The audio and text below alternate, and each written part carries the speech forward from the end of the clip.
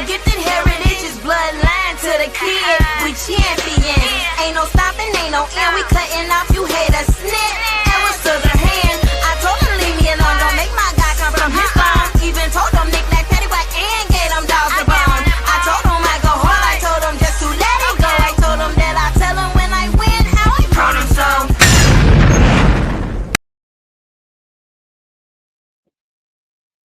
Hello, everyone. Thank you guys for coming on here. Hope everyone is doing well. Hey, Beth. Hey, Mojo. Hey, Alicia. Let's see here. Hey, Taryn. Trying to get through all of the names. If anyone have any questions about anything, or need me to slow down at any time, or may say repeat that, please let me know in the comments, because I really want to answer like any questions. Hey, Speedy, how's it going? Because we are going to get into a very deep topic here. We're going to address this trauma bond. Hey, Librarian. We're going to address this trauma bond in a way that probably has never been addressed before. But hey, JoJo, like always, I'm going to give the proof.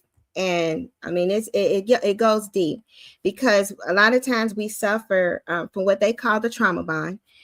We suffer from that for a long time. And because it's kind of like in psychology, and it's a term now, and it's a thing because they had to coin it as such, because it's that, it kind of justifies some of these lingering feelings that can be helped. Hey, Call Me True, like it can be helped. And we don't have to suffer as long as we do.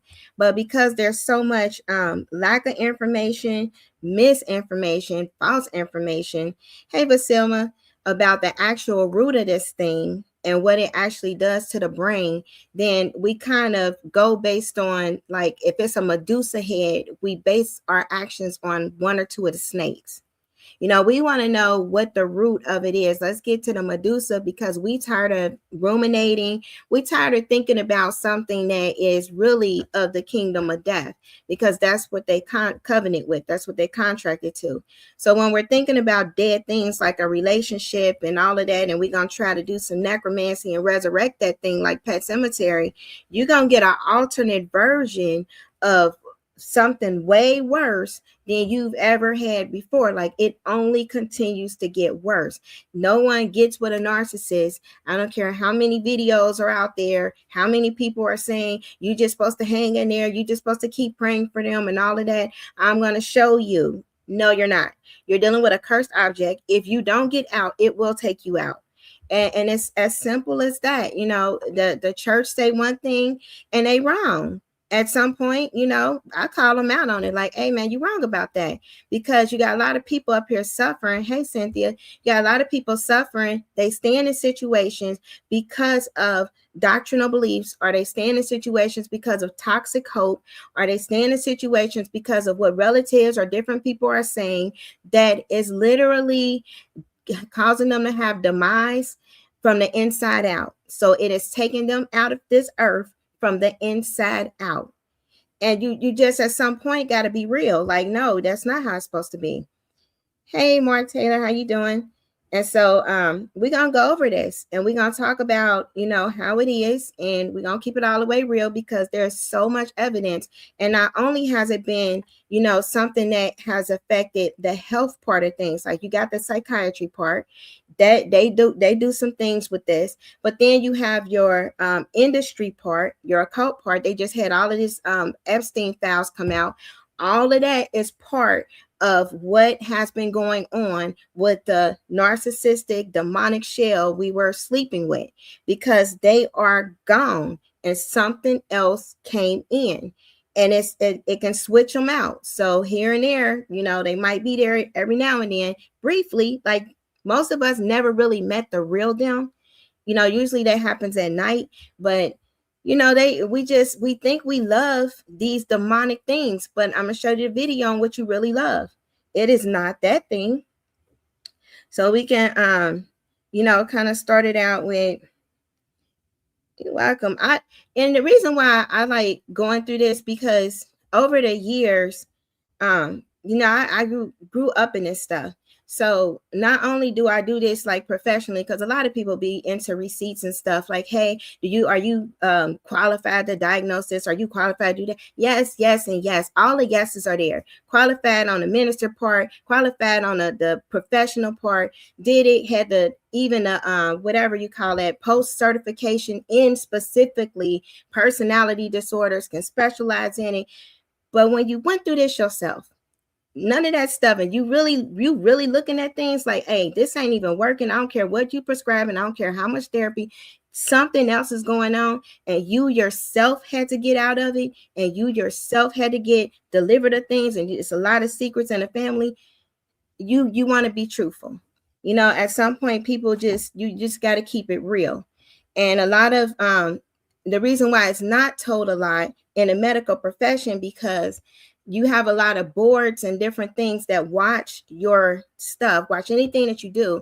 And when you mention the truth, if it's the truth that will impair their business or operations, then they come and they try to, make threats and things on your license. So that's probably why a lot of people are not saying this. Some have lack of knowledge, most do, but the ones that do know the truth, a lot of times they don't speak out because of fear. But we to the point we need truth. Truth is the remedy. Truth is the remedy. I could tell you all day, hey, you just need your psychotherapy and the nurse. And please don't listen to no self-aware narcissists, because the fact that they are aware that they are doing demonic stuff and they are okay and identify with it, already you got a demon talking. They don't even know the real them. They probably really think that presenting them is them. That ain't even them. So that will just trigger, and then that will reinforce the cycle, because you got the same type of entities involved in keeping you under that mind control. And I'm going to just let Holy Spirit take over, because he got to really teach this. So I'm going to get started with him, and we're going to go into start off with this trauma bond. So the trauma bond, like I said, I'm going to briefly go over the definition, because we're going to come back to this at the end once we really learn some terminology. So this is what they describe a trauma bond as. It is like a pattern of abuse where you get into cycle patterns of abuse.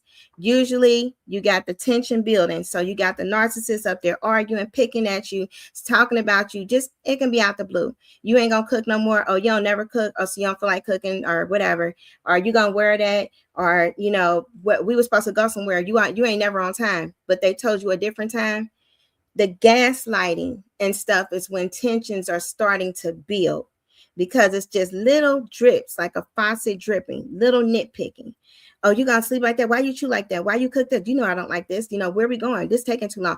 All of that stuff just constantly at your nervous system. It's just like a faucet dripping. So that's the tension building. So if you keep on saying like, okay, I'm not going to trigger them because I know they go there, you just setting yourself up, because there's going to be an incident. When an incident happened, usually the verbal, emotional stuff came out. So they either start verbally abusing you or physically hitting you or doing intimidation stuff. But anger, blaming, arguing, all of that is incident. So even if you say that, the ex or whoever, a narcissist that people can be with, they don't hit me, but they argue, they get to a point where they make threats and they're blaming, all of that is still considered abuse. It's all under the same category. It can get physical. They just might not be the physical type, but your brain doesn't really quite process physical pain and emotional pain any differently. So it's still kind of getting inside of your DNA coding, your programming as abuse, pain. Then you got your reconciliation phase where they want to give apologies. They want to have, more future faking, hoovering, different things occur in this phase. And they deny the abuse occurred. I didn't mean it like that. Man, why you take it like that? They ain't have, man, I was just like feeling a certain kind of way on that day. That's not what I mean when I said that. That's not what all of this stuff. So that's on a reconciliation phase. And then there's a calm. Usually this is the part where people are kind of being intimate again, or, doing fantasy type stuff. And so the calm phase is usually a fantasy perspective of the brain. Everybody kind of go back to their delusion, back to their false reality. and that stay cool for a little bit until it repeats. So in order for a trauma bond to exist, narcissism to exist, you got to have a cycle of this, meaning that it repeats. It's not just a one and done. So they do that. And so, to the trauma bond, they use they weaponize attachment. So a lot of times you have these attachment styles. You either anxious attachment, you either they got a few of them. All of them are rooted in rejection, but they say you might be, anxious avoidant, or you may be some other type secure attachment. They kind of justify all of these things. Oh, let me see the comment. Are you talking about mental? Oh, okay. Are you talking about that comment, Beth, with the mental and the physical? Because both are equally a mess.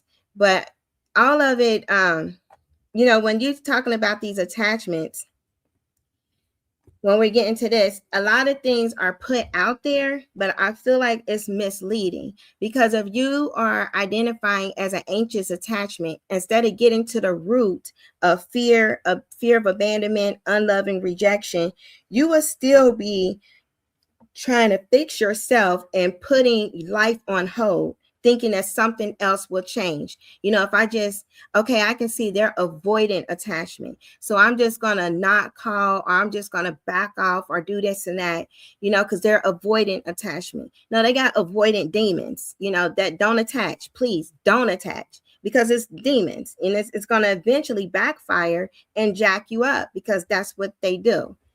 And so, let me see. Hines weaponized. So what it is, when they weaponizing, are you talking about weaponized attachment? Because what they do when it comes to somebody who is strategically doing things, so it's not like an emotion involved, like the person that's with them, say, I don't like to say victim, but say that the person as non-narcissist, they are in this and they actually have an emotion. They're actually trying to communicate, and then they're kind of having some pushback. The person that is a narcissist, it's calculated on the triggers. They know what trigger, and they know exactly when to say certain words that's going to have a reaction, so they can cause reactive abuse. So they weaponize attachment styles, such as, if you have a fear of abandonment because of childhood wounds, or if you have a fear of being rejected, or, certain different things that is based in attachment styles. And let me see if I can, because they have a lot of information online about these, but I didn't want to get into attachment styles because it's still not getting to the root of the issue. It's just something that they recently came up with. But, they say that there are like secure attachments. When you're comfortable with intimacy and independence, you trust your partners, you communicate openly, you feel secure in a relationship. Then you got anxious, preoccupied attachment. You crave intense intimacy, often fear abandonment, may act clingy or demanding due to insecurity. Then you got dismissive avoidant. They value independence to a point of avoiding closeness, uncomfortable with intimacy, and often suppress emotions. And then you got fearful avoidant or disorganized attachment. And that's a push-pull dynamic, deeply desire love but fear being hurt, leading to mistrust and contraindicative behavior. And, if it's going according to this, I can honestly say I had the last one, but it was because of unloving spirits and things that I had to get free from. Like, you got to work on some underlying soul wounds to like really get free. But when it's two narcissists that get together, like neither one are present enough to be present in that situation. Because I've seen it, I've seen the marriages that's even in my family for over 15 years. They consider themselves single. They be like, I'm so glad I'm single. When you go somewhere, and you're like, you're really not single. You really been married for like 15 years. Not in their mind, it's a whole different reality. And so when we have the trauma bond, Okay. And this is something I'm going to address what they're calling it, because some people are still getting this information and they want it to address the trauma bond. But this is more than a trauma bond. It is a spell casting thing that has happened, and it's black magic that was done, and mind control and soul trapping. But trauma bond sounds nice on paper into, the world and insurance companies. So that's what they say.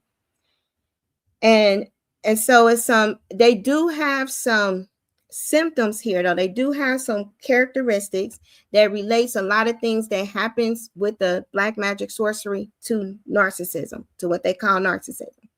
So in order for this to occur, there have to be a power imbalance. Somebody got to have dominance. Somebody got to have submission.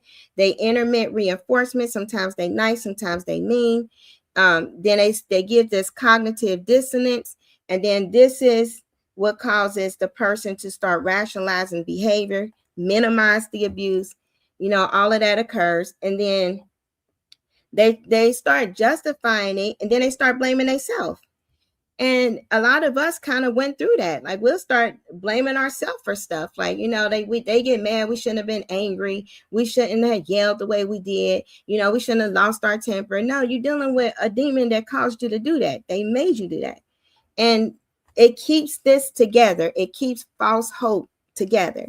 It keeps a person's mind thinking about the what ifs, thinking about that last argument, thinking about just dumb stuff. What is the narcissist doing now? Look at them now. Why are they doing this now? Every time they're talking to somebody, they got to bring up the narcissist. This is all insanity. And I'm gonna get to like all of the research, as far as the difference with, the personalities and the demons, because I have a lot of research. Like I said, this is my field.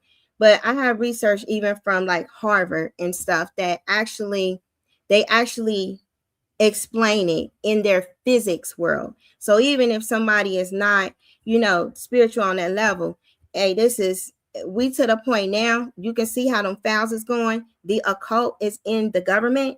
So we are to the point where we have to get reality lenses, because reality is hitting the world. Like, this is a humanity issue at this point. And what they have unleashed with their things that they have mentioned in the Epstein files that are literally coming out, what they have released is something from an abyss. And I've talked to the physicist, and I have her interview on here where they literally said what it was. So we have to educate ourselves, because we're coming, like, as you can tell, the government, they have Department of Homeland Services, whichever one of their branches right now is going through a shutdown, partial shutdown. And it's to preserve certain areas, and we have to know why. We can't sit here and think, oh my gosh, the government's going to do this. Oh my gosh, like they're going to do. No, we cannot be ignorant in this time, because if we are, the perishing for lack of knowledge, that will be the people that don't know. They're going to take your mind, because the stuff that's out here now, there is so much mind control. Most people don't even have free will and don't even know it. The narcissists don't even know that they don't have free will. They are in a loop, and then we'll see the research to prove it.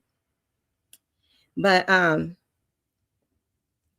yeah, it's a lot of proof. So we're gonna get into the trauma cause of. So this is things that the science is showing. Like, this is what you would see if you go to any therapist. They're gonna say it's a trauma cause of bond. They're gonna try to diagnose it. How did it start? It usually starts in childhood. There was a breakdown, a disconnect. It definitely is worldwide. This is a global thing. And I have a book, like some of the pages of a book called this one here. Well, I don't know if you guys see it. It's called Mass Control and Engineering the Human Consciousness. So they've been knowing how to with physics, engineer the subconscious. And I'm going to show you the pages on how that rolls out and exactly what they said they were going to do way back when. So this is not even anything new. This is something that we're just seeing some of the symptoms. Like, oh my gosh, the Epsteins, oh, they're evil. They've been evil. This has been going on since the turn of the century. So you got, so we're going to kind of come back to the trauma bond part. And mostly what's happening is it's a reality. So reality is altered. Reality has been tampered with. And they are messing with, these are two important terms because we're going to get deep into the perception and the perspective. Your perception is how you make sense of the world through your senses. What you feel, see, hear, all of that. That is perception. Perspective is the angle from which you view a situation. So when you're dealing with a narcissist, both of these realities have been altered. The way you see it is altered because what you see is not the reality, and the way you perceive it to be the reality, that too has been altered. And the only thing that can alter perception, and this guy, he goes more into the science of it, but he do have definitions here that I want to use. But the way that you can tell if perception has been altered and the perspective, that like things are off. Like people are telling you, hey, like when you're talking, hey, I don't think that person right for you. Like I think this and this and that. Are you finding out information that you justify? But witchcraft and the occult and another power has the only ability to really alter a person's perception. So when I say witchcraft, it includes enchantment, sorcery, necromancy, and occultism, paganism, other things that tap into the spirit realm. So you got your physical and your spirit realm. So things that tap into something different. They had that movie Sinners, voodoo, hoodoo, all of that stuff. Those things have the ability to warp a person's reality. And we're going to show you why. So you're going to, I call it the reality stone because Marvel put everything in your face only because the whore Babylon is Marvel. So they use terminology because there's some rules. They got to tell us what they're doing.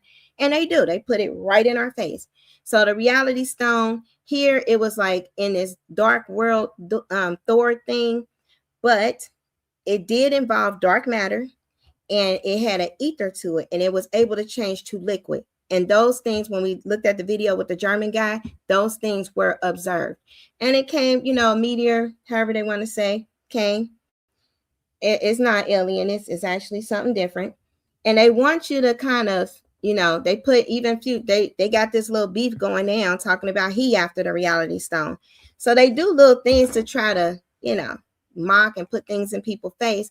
But it's like a, what they call in their masonry stuff, it's like the true square thing or whatever they call it. So they have to kind of put it out there and then they joke about it like it ain't what it is, just like narcissists do. And this is what you see, but you ain't seeing what you see. You just only see it, but that ain't what you see.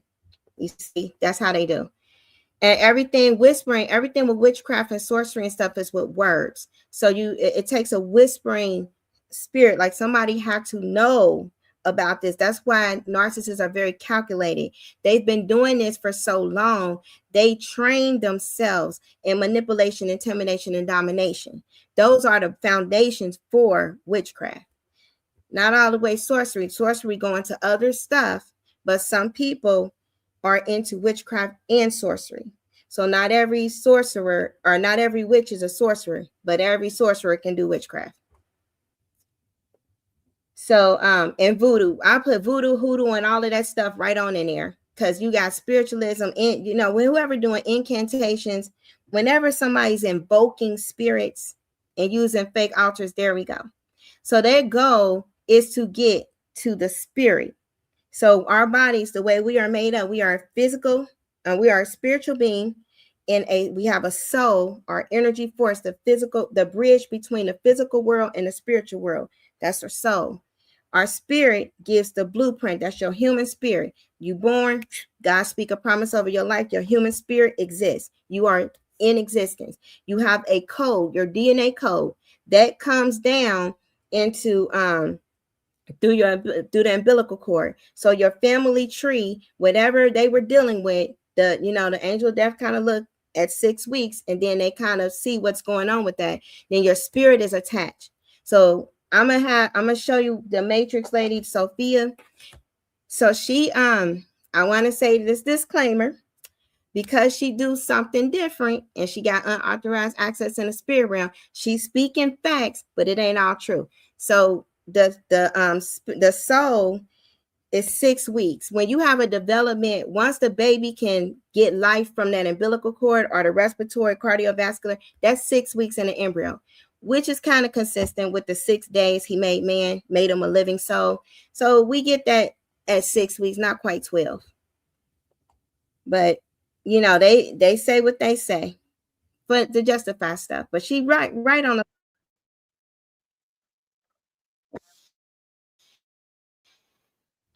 Wait until it gets into the video. And let's get the ads. Okay.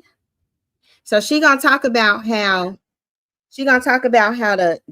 how it all works, because we got to know this information now, because they're separating a consciousness. How can they separate your consciousness? What is all of this? What is the collective consciousness? You know, they say a lot of words, but we got to understand what they're talking about, because we're going to go into the UN Pact 2024. I got that document, and I'm going to show you what they're doing, because we got to know this, because these are laws now that's being made. They got meetings. They're having one right now. Drones and clones.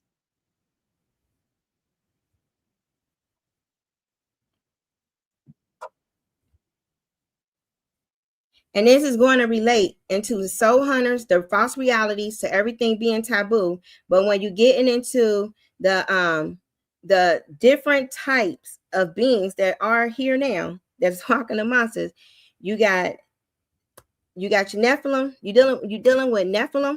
Okay, they are something that they spirit and body. You're dealing with hybrids, DNA changes that has been made, transhumanism stuff.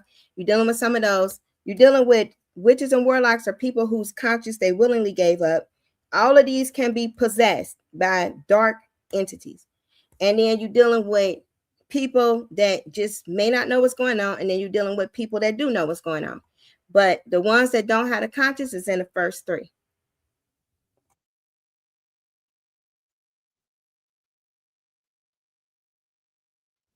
She made the Matrix and Terminator.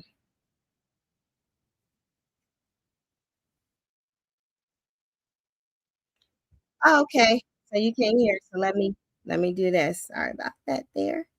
So she's very smart. So she was like a shamanist or something, and generational. So she made Terminator and she made Matrix, and she was like one of those gifted children, like they can go to college at 11. So she know her stuff, and she had generational things that helped her abilities. So she would have remote viewing or those psychic abilities. Okay. So there's a power involved. Babies. Do you say genders, gender manipulated babies? Do you see what I'm talking about? Clones and drones. And this was not this was done a little bit ago, but she made manipulated babies. Do you see what I'm talking about? Clones and drones. But look at the clones. They're nothing but machines, but they look just like us. That's AI. Terminator. Human. They look just like us. Right. Operated by a spirit, but don't have a seed or soul. The soul is a seed. God's children are three-dimensional beings. What is the 3D? Blood, water, and spirit. That's the period of a woman. Blood, water, spirit. Now, the physical body, 9 months or 36 weeks, transportation, physical body. Third body, the seed or the soul that attaches to this body at the 12th week. So if you have an abortion at the 12th week, you're killing a living soul. All doctors know this, but you don't know this. Now, look, if you have an abortion from 1 to 11th month, you're bringing down the period. That's why they give you a pill. That's why they do. It's nothing but blood, water, and spirit. You can't kill a spirit. Do you see what I'm talking about? For sure. So all you're going to do is bring down the blood and the water. Look, blood, water, and spirit, that's what's inside the womb until the soul attaches at 12 weeks. Nobody teaches you that because they want to keep you in ignorance. They keep you in ignorance. They keep you fighting and arguing and all this. Yeah. So I wanted to kind of let you guys hear like that part of it, because when she's talking about spirit, see, there's a spirit, that human spirit, that's a code that only God has spoken. So if somebody is supposed to be like prophetic or do whatever great things, he speaks over everybody's life, everything that they need for life. The enemy can't get here. He don't know what God spoke in here. He do know this part because he know your DNA code. So you get the downloads of your mother and father's generational stuff. If they had trauma, you get a genetic code for that. That's called epigenetics. So you're already coming out the womb equipped to probably engage in some trauma because of generational stuff. So those are DNA codes. So when you start hearing them talk, because they're talking a lot about source code and all of that, this is how the blueprint or the wiring, the hard wiring gets started for you to even be susceptible to a trauma bond. Because everybody ain't susceptible to that. Some people just walk away like this, not getting attached to you. But then there are others that get attached, and it's based on what's in them family trees. Everything goes back to the tree. So we got a living tree because, Christ died for all before we was born. So that's one seed they can't touch. And that's why they want to separate that. And I'm going to show you a video with how that looks, because if they can separate that, then they can control with their AI stuff in the nano, they can control this part, the soul and the body, because this brain controls it all. They can get your mind. Your mind is all of that. So your free will is there. Like they try to take that. And this is the way that it is in different parts of the brain, how the yellow outline all of it. All of your brain can work when you're awake. Like you can use a lot of different parts. Some things work only in the subconscious, and that's kind of where we get into this back of the brain part. So they want you to only be functioning. They want to dumb you down, not looking at the front part. Witchcraft attacks that. That's why you get headaches and migraines here. Witchcraft starts attacking that in sorcery. And then they want to get you only to this so they can control it. They already got the technology for that. Most people are under control. So I thought that was kind of helpful to see. And then we kind of seen this in the other one, but this is where it starts. The mother, anytime you got narcissism, you got a mother breakdown. Because when we really look at it, and I'm not saying the fathers are excused, but if we're going to go to truth, when we go to truth and we look at what the role is, the mother is actually the bond of the family. So if there's a narcissistic father and then there's a codependent mother, the baby grows up still seeing a two mother. It's just a sad mother and then a happy mother.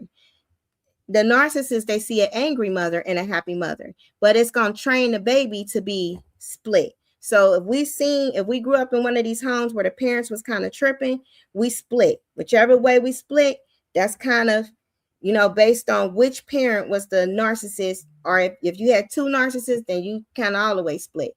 But that's the foundations. The foundations in the brain development is that you're trained to have another you because you need mommy to be okay. All right. So it does go to the mother.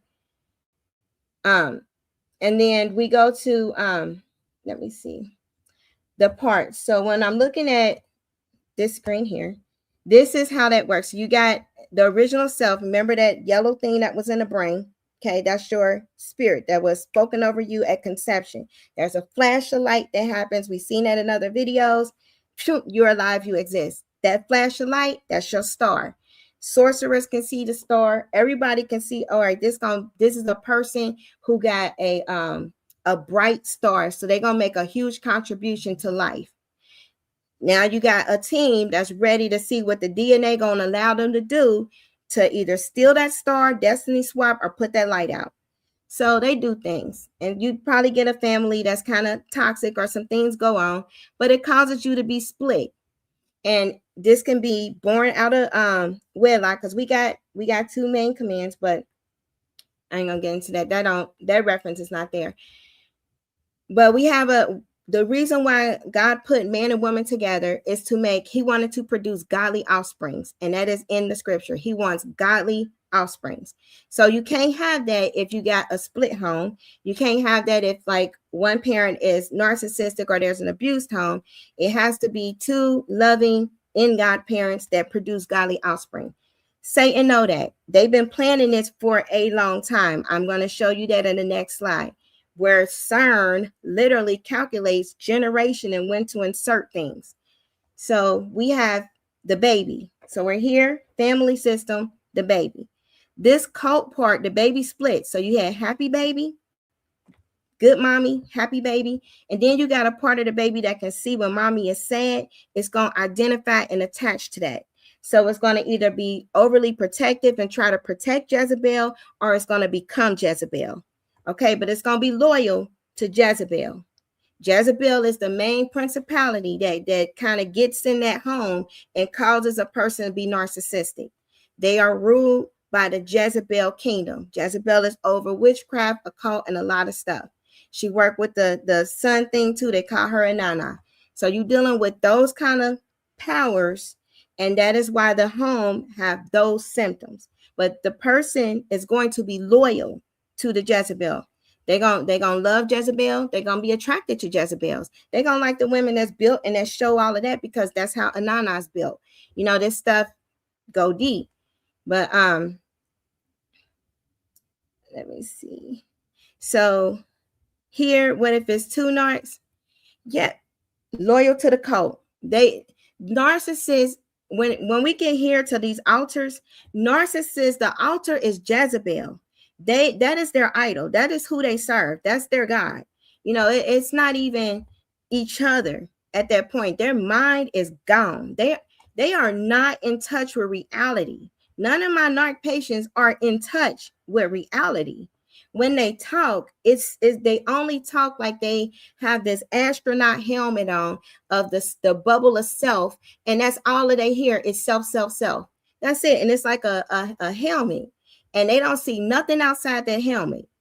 That's them.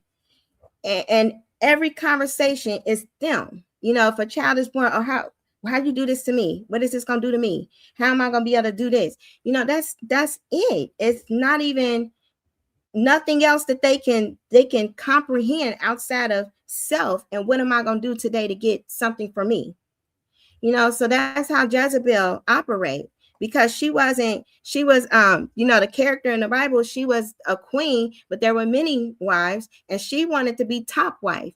And, you know, even those that are codependent and stuff, you can become like that. Hey, they come home to me every night. You know, it get really distorted up in that brain. Not thinking like, hey, I just don't want to be with a cheater. That's the smart move, but you don't. Jezebel clouds that. And then you start justifying evil. Here, yeah, I'm gonna show you here the frontal. This is the frontal lobe. Okay, frontal lobe, mid lobe. This is the brain. Frontal lobe. These are parts. So when a person when they get broken because of childhood stuff, when they split like that as a baby, they have parts now. So the real them, the original self, is now blocked off. Okay, that may or may not come out. But most of the time, people are going to be interacting with this decision, this voice here. And this voice, which is not the voice of God, it's a different voice, is going to tell them if things are good or if things are bad. So this is perception here. So they're going, this is gone. Now they're living out of perception. Okay, how what they hear, see, and feel, and how they interpret it is going to be in these parts and altars.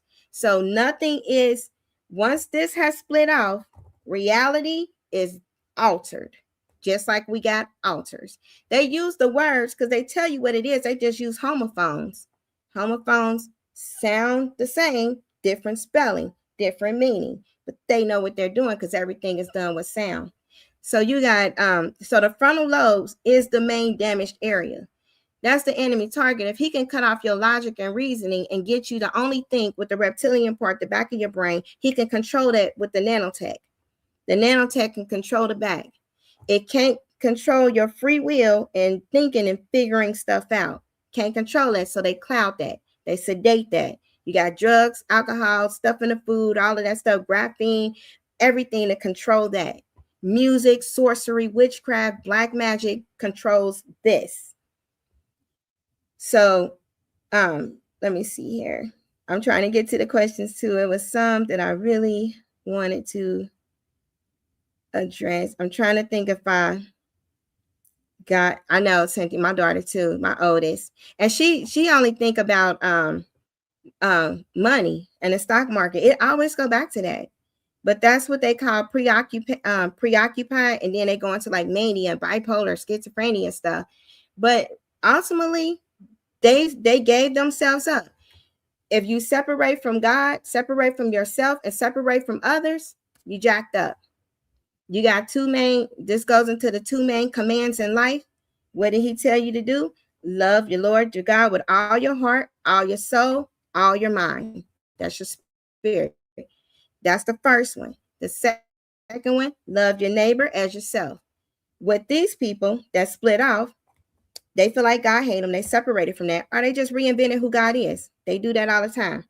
And then because of that, they're not hearing the voice of God. They're hearing another voice, the voice of perception. That's a different whisper.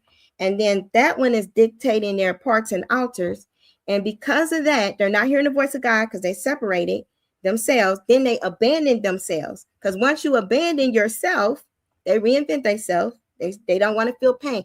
You make inner vows. I'm never going to go through this again. Nobody going to ever hurt me like this. When I grow up, I'm not going to be that kind of parent. I'm going to have my family. These are inner vows that you make as a child, separating you from the spark, God's purpose. So now that you made it your own spark, you start to live your own life, doing your own thing, listening to another voice. You're going to be loyal to the cult because Jezebel is do as I will. You know, it's do God's will, do what I will. And Aleister Crowley cult, they say that. They literally got do as thou wills. Like what's his name? Jay-Z had it on his shirt. Do as thou wills. Like do what you want. And he based his stuff off of Aleister Crowley, who started the major occultist who wrote the Satanic Bible. So when you see the roots, who they follow and their slogans and what they do, they're loyal to the Babylonian Jezebel cult. And this is what happens with us too. When we separate from God, separate from yourself because the pain is too much to bear. And then you start separating from others. I'm gonna pick my friends like this. I don't want to hear what they say. I'm gonna hear what they say. I like, this and not that.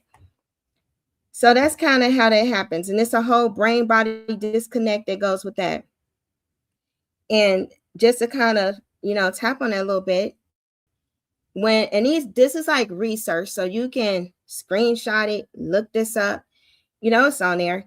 And it was in 2022. So they did a whole thing on like, this is perception science. So this is like scans and different things that they look at when people are going through trauma, and they literally have a disconnect with parts of their brain that will interpret reality. So that's usually the back here. So you got, if this is the reptilian part and it's disconnected from the front part, perception and how you interact with the world is going to be different. It's going to be off. And that's literally what happens with the so-called trauma bond. Got a split there. And so reasoning with somebody who has completely given this up, like the narcissist, they gave it up, moral compass, you're not going to get through. You're only going to be talking to the altars. So they go into denial. So this is how this works. When somebody's loyal to the Jezebel cult, they like a certain thing. So you would talk to somebody like, I don't know why all these females doing this, or I don't know why all these guys are dogs and all of that stuff. And you can tell them, because you like dogs, because you like Jezebel. No, I don't. Boom, there you go. Denial. Because denial is going to protect the pain, and the pain is the truth of reality. So reality is too painful to deal with. And so these defense mechanisms come in, and that's the power of the spell. The spell is to have fear, to have all of this stuff go down to where you accept a false reality, and then you start having altars for these things, and you make belief systems off these things. Like you got rejection. Rejection is a whole spirit. You start to feel rejected by people when they say stuff. You reject others. You got a fear of being rejected. So that alters your behaviors because It's trying to avoid pain. You got confusion in there. Confusion is going to always try to offset these two so you don't seek truth. It's going to give you, let's give them another doctrine. That belief system, oh, that's too much. Believe this. Everybody else doing it. You know, this is the false voice. Another voice is talking. And it goes back to that scripture. Who told you you were naked? You know, when Elohim, and that's the physical form of who God was in the Old Testament, which was Jesus, when he went in there, he didn't say, why are y'all naked? He knew why they was naked. That's how they was made. But they perceived their nakedness differently. They saw it differently. So in order to perceive something differently, another voice that has the ability to alter your perception had to be heard. That means you had to eat from the wicked fruit.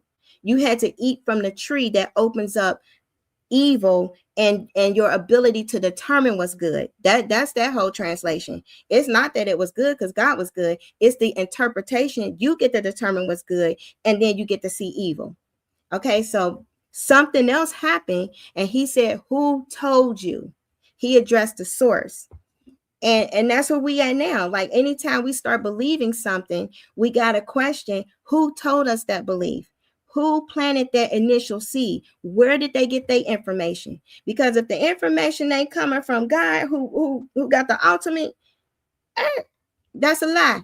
Because they up there lying. So you got Rockefellers that made medical systems. You got different Messianic people that made educational systems. So if these people are in the occult, listening to a wicked voice, why are we looking at their information as if it's truth?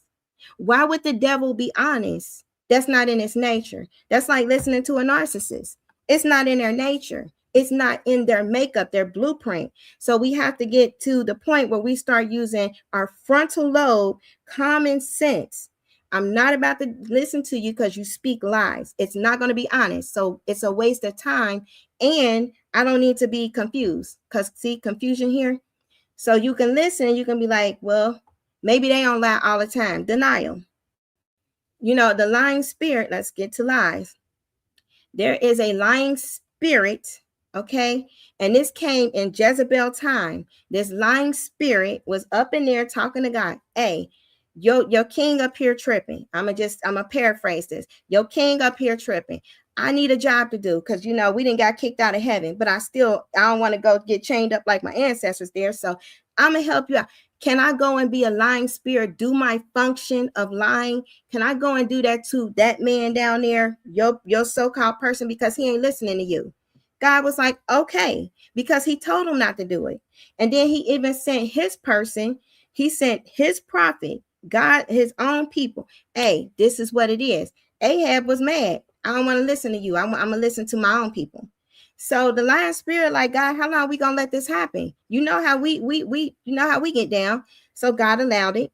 And he ended up to his demise. You know, he did not make it. That's where we're at. Because when we deal with a narcissist, there are times in life, and we will see when God put people in those timelines to speak truth. And if you don't listen to the truth, you rather listen to the lies, and you got a lying spirit that need a job. And they can't wait to do it because they need a body. They want to interact with earth. They can't just do it on their own. Christ locked them all up. So that happened. He disarmed them. They don't have no power for that. But they can trick you. And then they can get permission if you ain't listening. So that's what they become, another voice. So when there's another voice, it is a lying spirit. It's a fallen angel. It's a big major one. And it can alter perception. It's like wickedness. It tell you, God didn't say that. He didn't say you would die from a tree. You're not going to die. That's what it does. It's been doing this since the garden. This is ancient. And then this is where we at, because now they done unleashed this thing, you know, doing dumb stuff, not listening. And so now we got to deal with this thing. So you got the lying spirit. That's what that does. It keeps a person in denial about everything. This is not true. This is not it. That's not real. This is not it. Yes, it is. And you show the proof. Hey, this is what it is. No, that's not it. This is what it is. Nope, that's not it. Okay. You know, at some point you just be like, okay, because this denial it's in the front for a reason. These are personalities. So these are persona entities. They are personalities. You're not going to get past the personality. Only God can get past a personality. So you can speak truth, a truth dart hit. It might go to the sand, it might go to rocky grounds. You know, it may not penetrate to the heart deeply and get fruit, but it's a seed. So you just speak truth and you keep it moving. God gonna have some more people come, and he gonna keep trying because he loves us to the end. He'll keep trying. And so narcs have the ability. When you see what's in the narc, I'm gonna show you what's in the narcissist.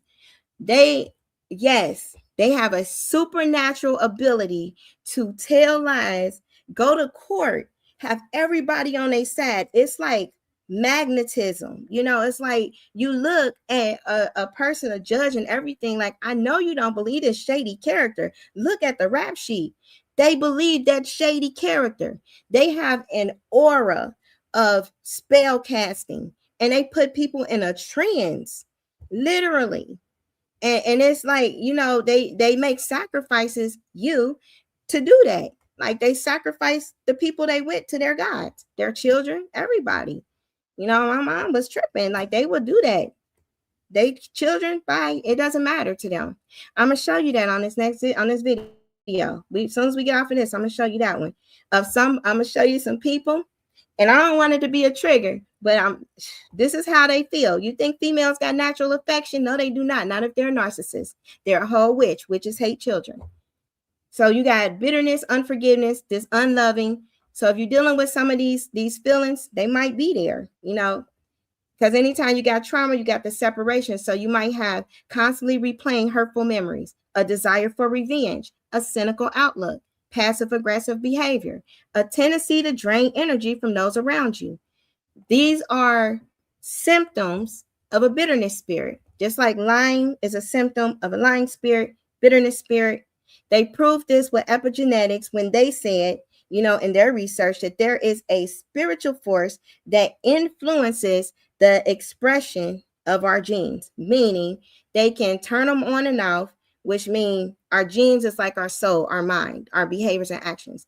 Something else can come and either make us act the way we're programmed to act by God, or make us not act that way. Short answer. They just got a very confusing way of using lingo because they don't want us to figure it out.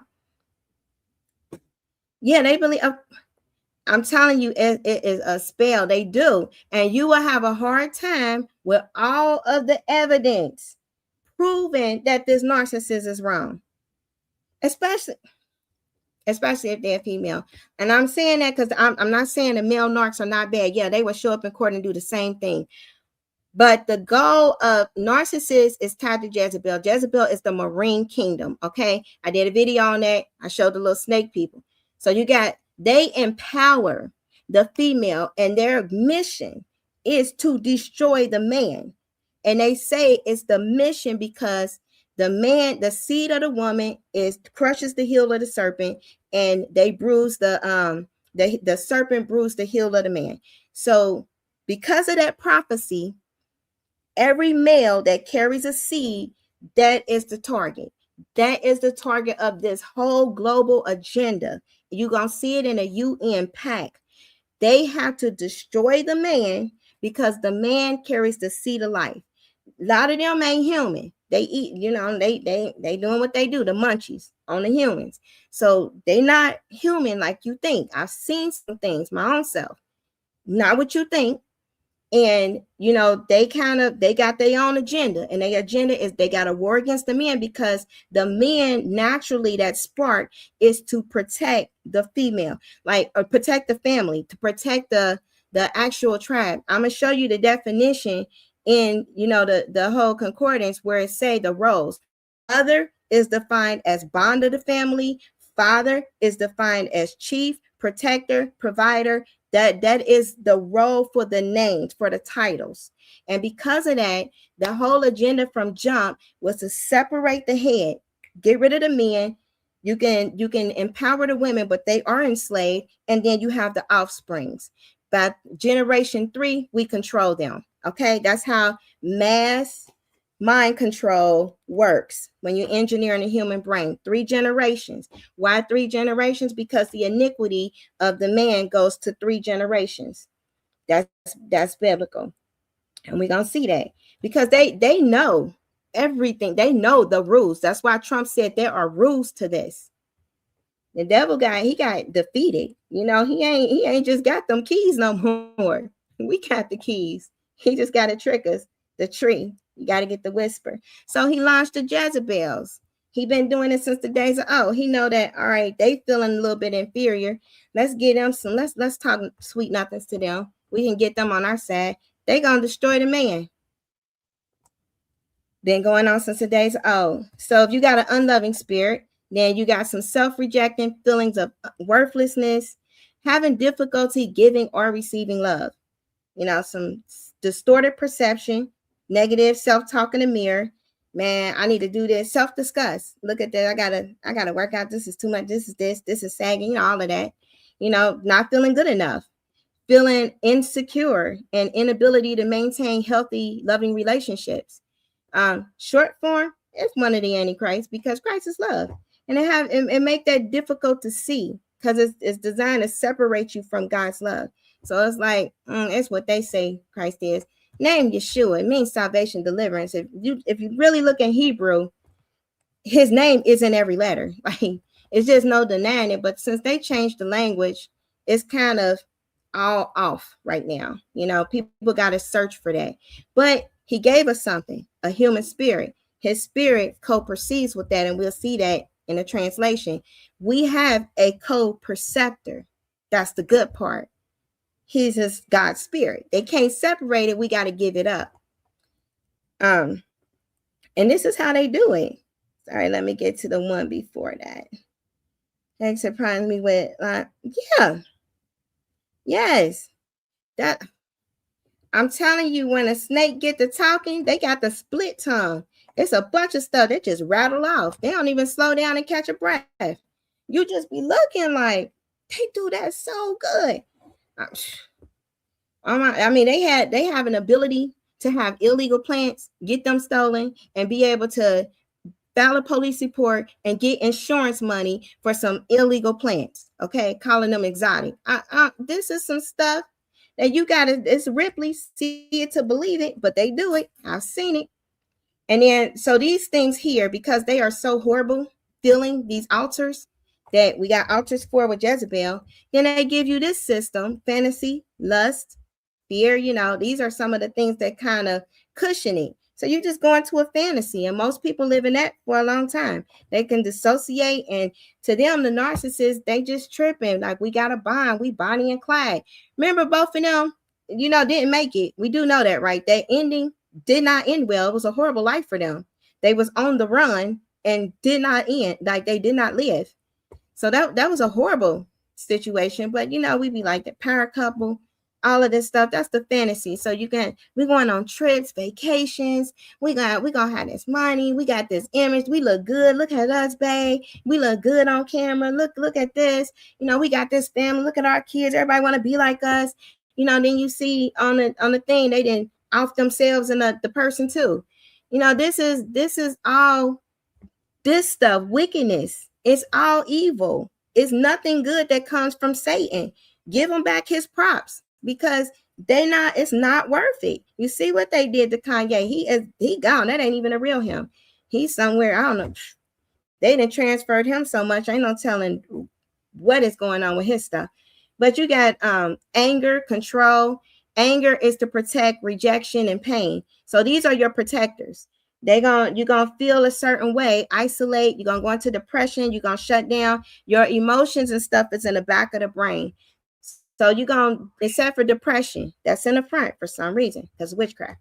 But you're gonna go into all of this stuff to keep. You want to protect from feeling this childhood agony here that you may or may not know about. But only God can help you with that. So you're gonna have to feel it, process it, be real with it, you know, address some things. Maybe the family is not cool. Maybe the one in the family that you talk to all the time that you think cool is the one that's doing witchcraft on you. Not cool. Got to come to that reality. The one that you love the most. You know, it's like a lot of stuff. People like grandmas and stuff be witches undercover, but they in church. Hey, live that life. You know, they be on some other stuff. And so you got to come to that reality because you're loyal to the cult. So what they would do is groom you as a child, and then you like the favorite one, and until you say no.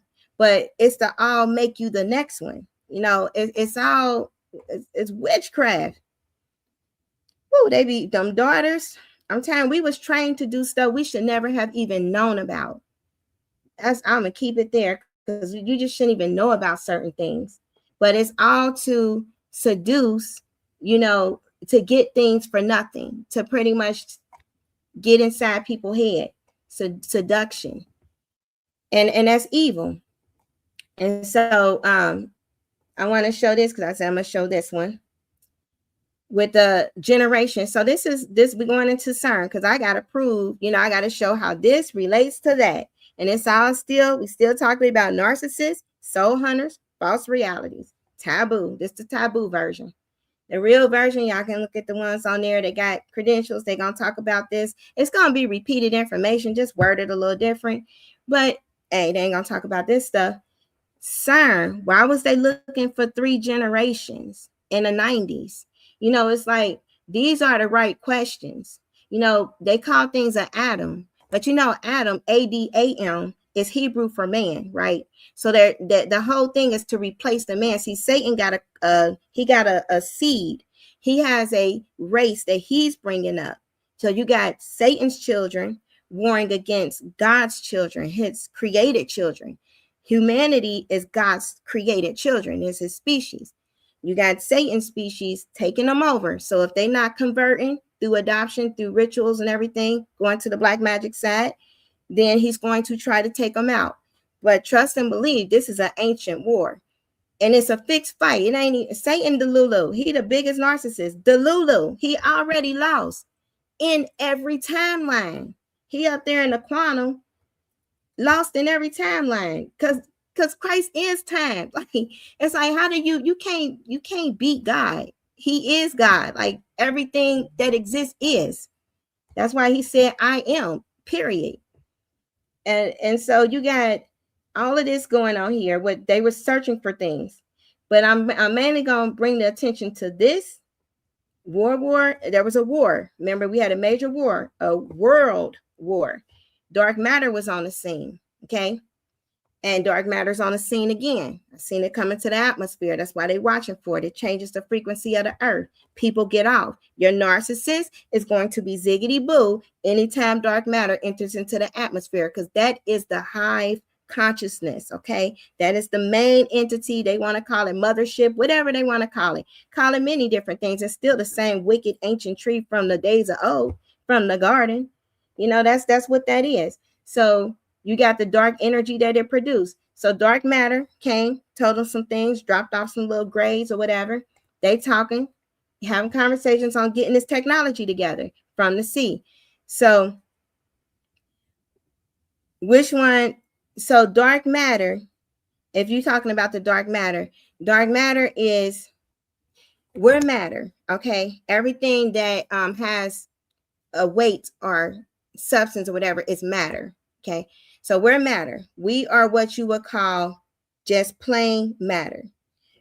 And we are life. So we are a life matter. We are a life form. Dark matter is what they call like an antimatter. So it's kind of like a Black Mirror version of the world. So it's pretty much the darkness, the abyss, the something, an entity that is darkness, the embodiment of darkness. So you got some embodiments, okay, that can physically shape shift and stuff of darkness. And then you got the energy, which you can feel it. So our soul is an energy. Our body is a physical mass of matter. They got some things too on the rankings. So the higher dogs, the top dogs, there was a gate that was open. They start coming into the earth through the occult. They summoned them. The druids, all of them, the occult things. Aleister Crowley, the snake that was talking to him, that would be dark matter. So they've been doing this. And then in the 90s, remember we had that Y2K that was coming? Well, they went from www, then they start going to digital. So there was a reason. Now we got a bunch of dark energy coming on the scene, because now it's really interacting a lot with this chat stuff.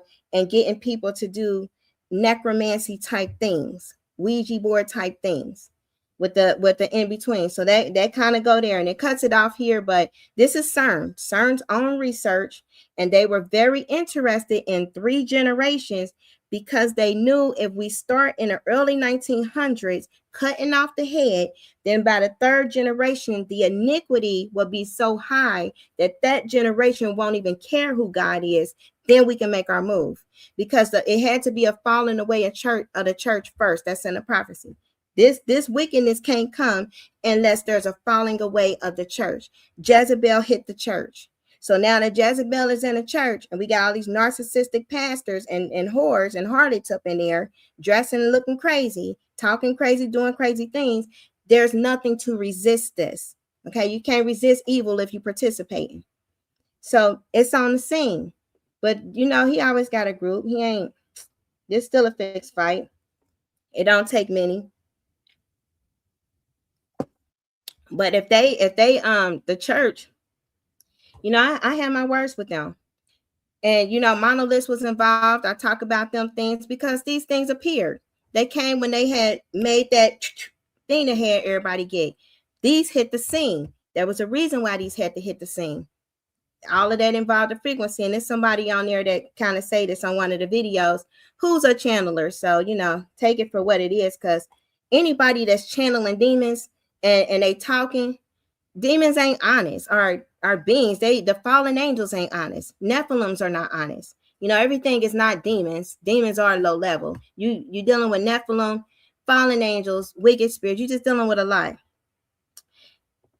God particle, we're going to get to the God particle is a demon. I got the video on that. But that is something that they summoned that actually had this fallen angel knowledge and technology. So when they went over there to so-called they had the war, the 90s war, over there in that area, Iraq and stuff. And when they did all of that, that's the same place. And I'll show you some of these if we get there with time, where wickedness, like in Zechariah 5, they dropped off wickedness. So you had the angel flying, dropped off wickedness, the embodiment, over there in Shinar, which is Babylon, which is by the Euphrates River, and another river. Now the Euphrates dried up. That's where they went over there, and they got some stuff from them caves and artifacts, and them frogs got released. Now we got them on the scene talking and doing stuff, like Noah Havari. He came on the scene after the Euphrates dried up. So there are some things that have got into motion, based on all of this prophecy. So yes, the God particle is something that they have summoned on 2012. CERN in the abyss found the one that had the ancient knowledge, because they just in chaos out there. So it's in Zechariah, and I'm gonna show you it because I think I put it on here. But it's in Zechariah, but it's wickedness, and the place where it dropped it off, it say Babylon, because that's where Nimrod was at. Nimrod is a key player because they brought him over here. So they trying to do all of the stuff here. Okay, this is they trying to do stuff here, but they're not gonna do it. But that's what they doing. That's their goal. So they just, everything goes back to Nimrod, the city in the sky, because Nimrod used to be a hunter for God, and then he turned and wanted to self-exalt himself. He wanted to take the anointing and stuff from God and exalt himself, and then he wanted to have a city in the clouds, just like his daddy, the devil. He convinced him, Satan convinced him. And those going to the 5 eyes of Lucifer. That's why we got the eye cloud. That's why we got all of this stuff. Everything goes to that. It's all connected. And that's why the focus is injecting us with decay and death. The narcissists gave them over. And I'm going to show you the interviews because they gave themselves over. They are already taken over by this stuff. This is in them. It was in some of us, and you have to get it out. That's what causes the more jealous and stuff. It's in them.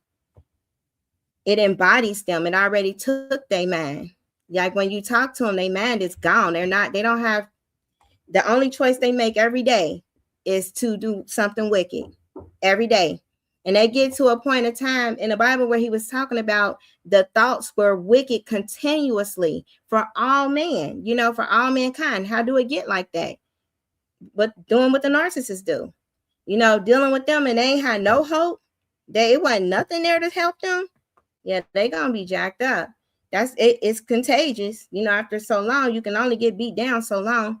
So this is talking about. I wanted to go into this with Risa, because this is the Strong's Concordance, and they got some rappers called RZA or Risa. I would never want to be that, but this is wickedness, and this is the embodiment of wickedness. Okay, this is the darkness personified. You see here, personified. And so I show that because wickedness, this is the culprit. Like, it got DNA and everything. So here, when we talk about what is it, you got Shinar. This is the area by Turkey. Okay, everybody going there and getting them surgeries. I would not go there and get cracked. The whole ground was opened up there. They got that Turkmenistan gates of hell opening. No, but they always quaking. I would not be. But they try to save some money, but they right there in the place where the wickedness throne is at. So that's Shinar, which is also Babylon, and the Euphrates dried up over there. And there was a promise. Let me see. I put a promise here. I wonder why I put that. So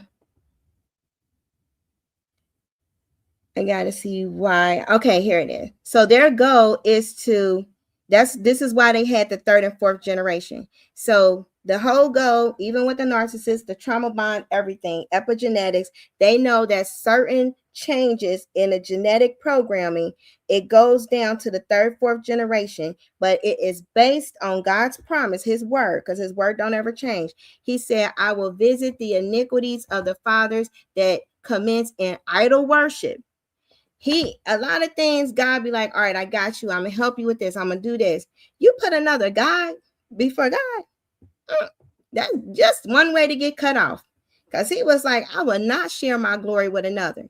That's how you know Jesus, who he said was his right hand extended, that he extended to interact with the earth and with his spirit, because he's everywhere interacting with the earth, because he on his throne. You got heaven, earth, and everywhere. So his arm, he said, my arm is not too short to reach anybody. His arm extends down, and then the formation is Jesus. It's Yeshua. It's actually a different name, Yeshua. And that's his salvation. It literally means Yahoo saves, Yahoo delivers. So anytime he's dealing with the people, he's saving and delivering them. He's using Yeshua. So you can't separate God from himself. And he won't give somebody glory that's not himself, because he said, I will not share my glory with another, not ever, never. And so that people got a misunderstanding. They kind of put everything separate, but you can't put them separate. It's a flow. Just like with the energy that they say is the consciousness and all of that, they got a flow. Why wouldn't God have a flow? He invented the flow. So it's all consistent moving, like it's all him. But he said, this idolatry, even worship, the narcissists, they have a cult. Like, it's called a narcissistic cult. And I'm going to show the slide where it got the rituals, and then it got them. It's like the narcissist, this is what they do in their rituals, gaslighting and everything. And then you will see a pagan ritual. It's the same thing. So it's idolatry. And if idolatry is there, children gonna suffer just like we suffered for our parents' idolatry. And they knew that. They put idolatry out with the radio and TV and everything. The culture created that. That's in that book, The Mind Control. So when you got iniquity, that this is what Zechariah was saying. He had the flying scroll. When people think, prior to iniquity, when they think the narcissist is not about to go through something, you got to get to the truth. Here's the truth. The truth will set you free. This is the flying scroll. There is a scroll, a spiritual scroll that be flying around in heaven. This scroll, on it has the curse that is going out to the land of every thief and the liars. So liars and thieves, the narcissists qualify. They got scrolls in their house. So they got evil in their home. And when you get with one and you're in their home, you have now moved from where demons are kind of trying to tempt you and get in to now you're in their environment. That goes to the 5 stages of how to be possessed by a demon.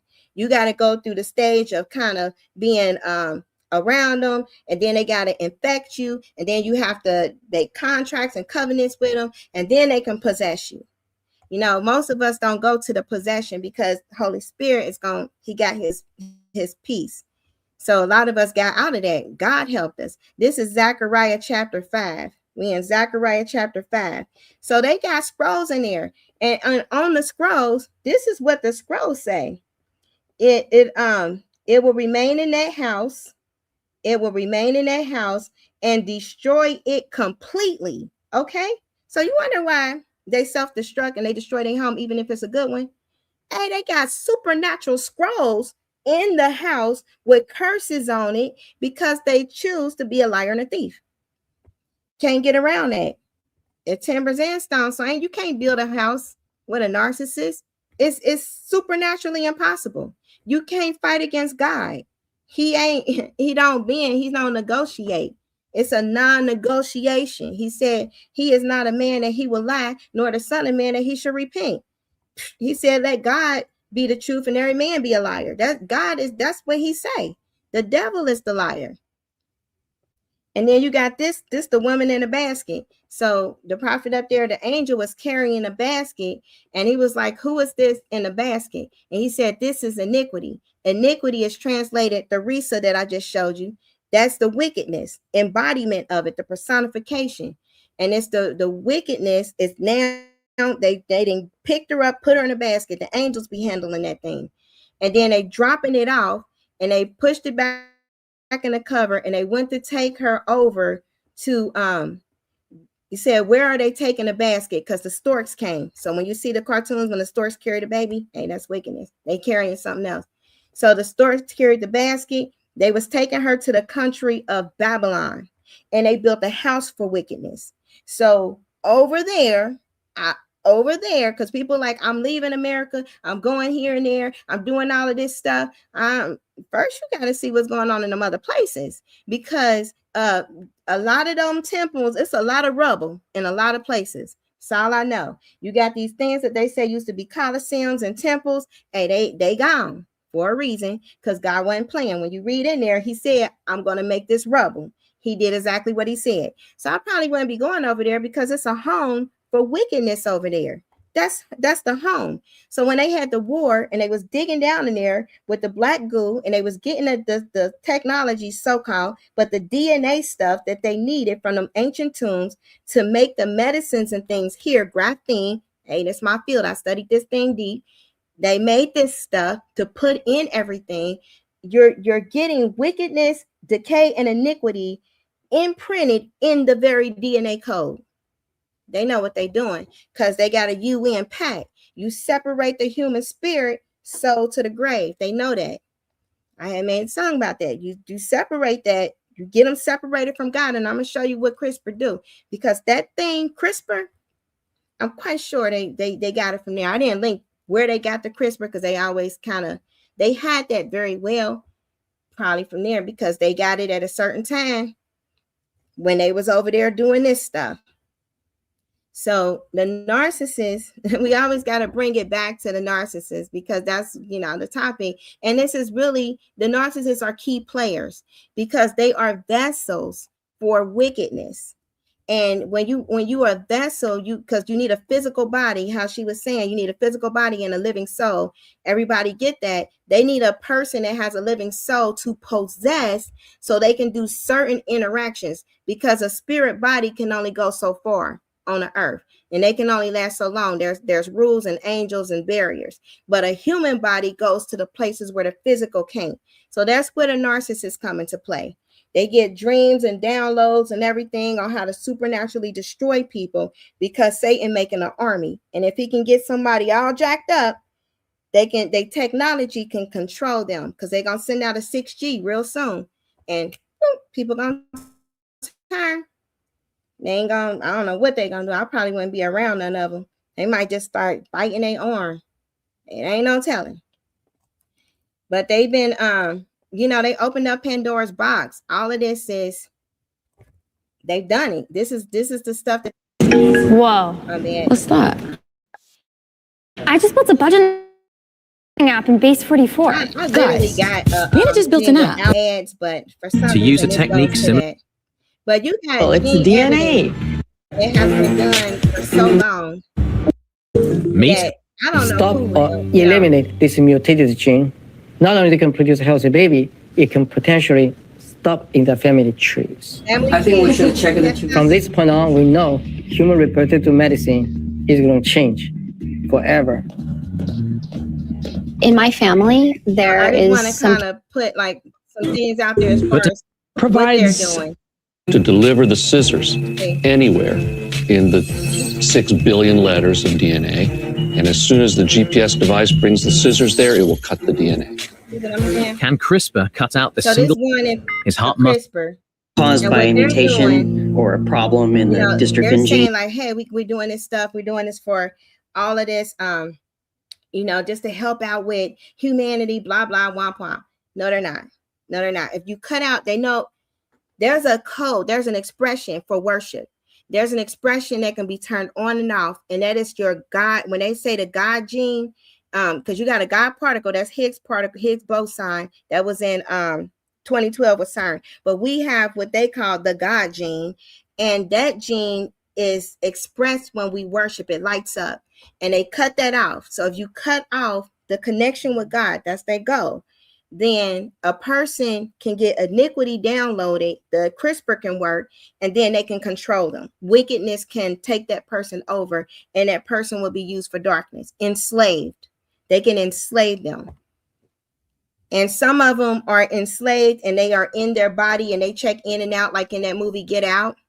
You know how some of them was able to come to here and there. Some of them don't. They somewhere else. It just depends on the degree of witchcraft occultism they were in. Most of us probably haven't met a lot of the deeply like people that's been fragmented or in some wicked stuff. We probably just met the people that's really doing witchcraft type stuff, but they still are not there most of the time. The demons are checking in. Those are the personalities. So if they're acting like a narcissist, they're not there.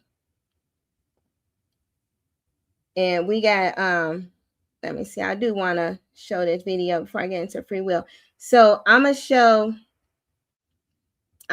like what kind of mindset narcissists usually be in, because it is one that doesn't make sense. No, ma'am, I don't feel bad that her.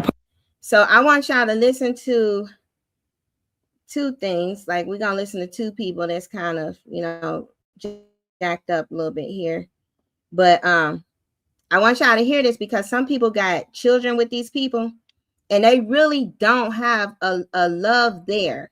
It doesn't come natural. So that is not in them.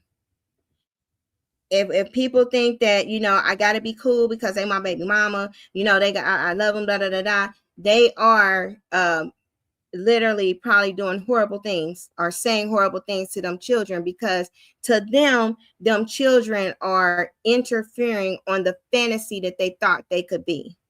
So my mom would always say, like, if I never had children, then my life would have been like this, and this. And you'd be like, what's one of the biggest regrets? That I had children, to the children. So you never grow up feeling like loved. You grow up feeling like performance and competition. You got to compete for a approval that should come natural. Temporary approval, just for that day. No, ma'am, I don't feel bad that her apartment caught on fire. So listen to this girl, because this is a narcissist. And some people be with this person. They loyal to the code. So she got a whole dude. She loyal to that. But watch how she talk. But I do feel bad that the kids are the ones that said it, because why are you leaving your kids in a house like that alone? And then you could have injured anybody else with the house fire just because you want to go have fun. And I feel like she was messing with my man, JJ. That's the problem. One thing about God, he going to get you back. It ain't even God. It's karma. Karma is going to get you back every single time. You're messing with my man. So I don't know if that's what she was messing with that night, but I don't feel bad for her. Yes, she lost everything, but you left your kids in the house by themselves. But it's bad. Let me finish. It's bad because now she finna have her freedom. CPS done came and repoed my kids. They took all my kids. And I felt bad for a little bit. Then I started spending money and I realized I had more money in my pockets, baby. I don't feel bad no more. Buy a little JJ, little run. Like I really don't care. Everything's so rent so high, car notes so high, like everything's so high, food is so high. And now I'm just saving up as much money as I can save up. Will I get my kids back? Yes, one day. Maybe when they like 18 or something, when they could pay their own bills and pay for their own food. But for her, she ain't finna do nothing but get her freedom and go mess with somebody else, man. So no, I don't feel bad for her or them kids because they get to get away from her. But it is what it is. And no, I didn't set the fire. The police said the kids did it. I didn't do it. Why would I do that with the kids? And I would have did it if the kids wasn't in there. Yes, I have tried to and have attempted to harm her apartment or break in and stuff in the past. But I wouldn't do that and the kids there. I didn't do that. So I don't know why you asking that question. Okay, come on. So, and I know this probably like not real. I'm just giving what a narcissist is like because believe it or not, this is how they talk and practice. The children be gone, okay? And what they think about is not them children. It's like, man, I got, this, this is going, I might be a model, I might be able to do this. Oh, but then they did this and then it's about the money. This is literally the kind of conversations that they have. So I really want to point that out. And this is somebody she's supposed to be diagnosed, but she kind of talk about what she have to do to really identify. I think this is the one where she talk about. I've never felt, yeah, well, any would have ended up in jail. So I'm saying if this and is the part. all I could think of, but I can't. I've never felt love. I've never felt, yeah, well, any would have ended up in jail. I did and what happened and stuff. But yeah, she didn't really know what was going on. And I feel now, as a 31-year-old woman that's in remission from my disorder, I feel so bad because I wish that she knew that I had autism so that she could have gotten me help. And I also wish that someone would have, stopped and said, hey, stop doing this. And thank God that I did get 5150. Because I believe that if I didn't, I probably would have ended up in jail. How much do you think you would have benefited from a loving mentor who told you you were good enough, you were worthy, and can I give you some lessons on right from wrong? So giving you guidance in a very loving and nature versus nurture type of thing. Well, they just, in a, gave you solicited advice, basically said, you're great, you're fantastic, you're worthy. Can I teach you some things about right or wrong to help you? Yeah, I would have benefited greatly from that because now when I was younger, I felt nothing. I felt absolutely nothing. And now that I'm older, I'm starting to feel emotions, but I've never felt love. I've never felt happiness. And growing up with a mother, that was an immigrant, she's from, third world country. My mom was she very much embodied the stereotype of the strong Black woman. So she never really showed her emotions. And I didn't really grow up with my father in the home. So I remember I tried telling her the first time that I was essayed, I told her, this individual touched me. Trauma. And she was cooking in the kitchen and she had to get ready to go to her next job. So she was like, oh, maybe it was by mistake. And then she kept on cooking and she left to go to work. And all I could think of now as an adult, and her and I talk about this now, she was like, well, why didn't you tell me where he touched you? Why didn't you, make a big deal out of it? You screamed and you cried and you punched holes in walls all the time. Why didn't you do that at that time when it was needed to do that? And when she dismissed it and said, when I was younger, when she dismissed it and said, maybe he did it by accident, that was one of the first times that I realized no one's going to care about me. I can't afford to care about myself because I need to, continue to live. Because I, at that time, I didn't know anything about suicide because I was like 9 years old. So I was like, okay, she doesn't care, so I can't afford to care. And during the time that abuse was happening, I tried not to care, and I suppressed my emotions to the point where I didn't have to suppress it anymore. I just didn't feel anything. I didn't feel anything from the ages of 9 to probably about 25, 26. And nowadays I feel anger, I feel depression, but I can't feel positive emotions like happiness or love. I've never felt love. I cognitively love my mother, I love my sister, but I have never felt the emotion. It's just a word. Was that abuse sexual abuse? Yes, that's what I meant by SA. Sorry, I was trying to. Oh yes, guidelines. Yeah. You're better than me with the YouTube language. Well done. You need to give me some training. So yes, okay. So with the SA, was it one perpetrator or were there others? No. So I was nonverbal, which is another reason why I had so much anger towards my mother as a child, because I showed clear signs of autism when I was a child. And my teacher, my third grade teacher, she got me tested because she thought I belonged in special ed.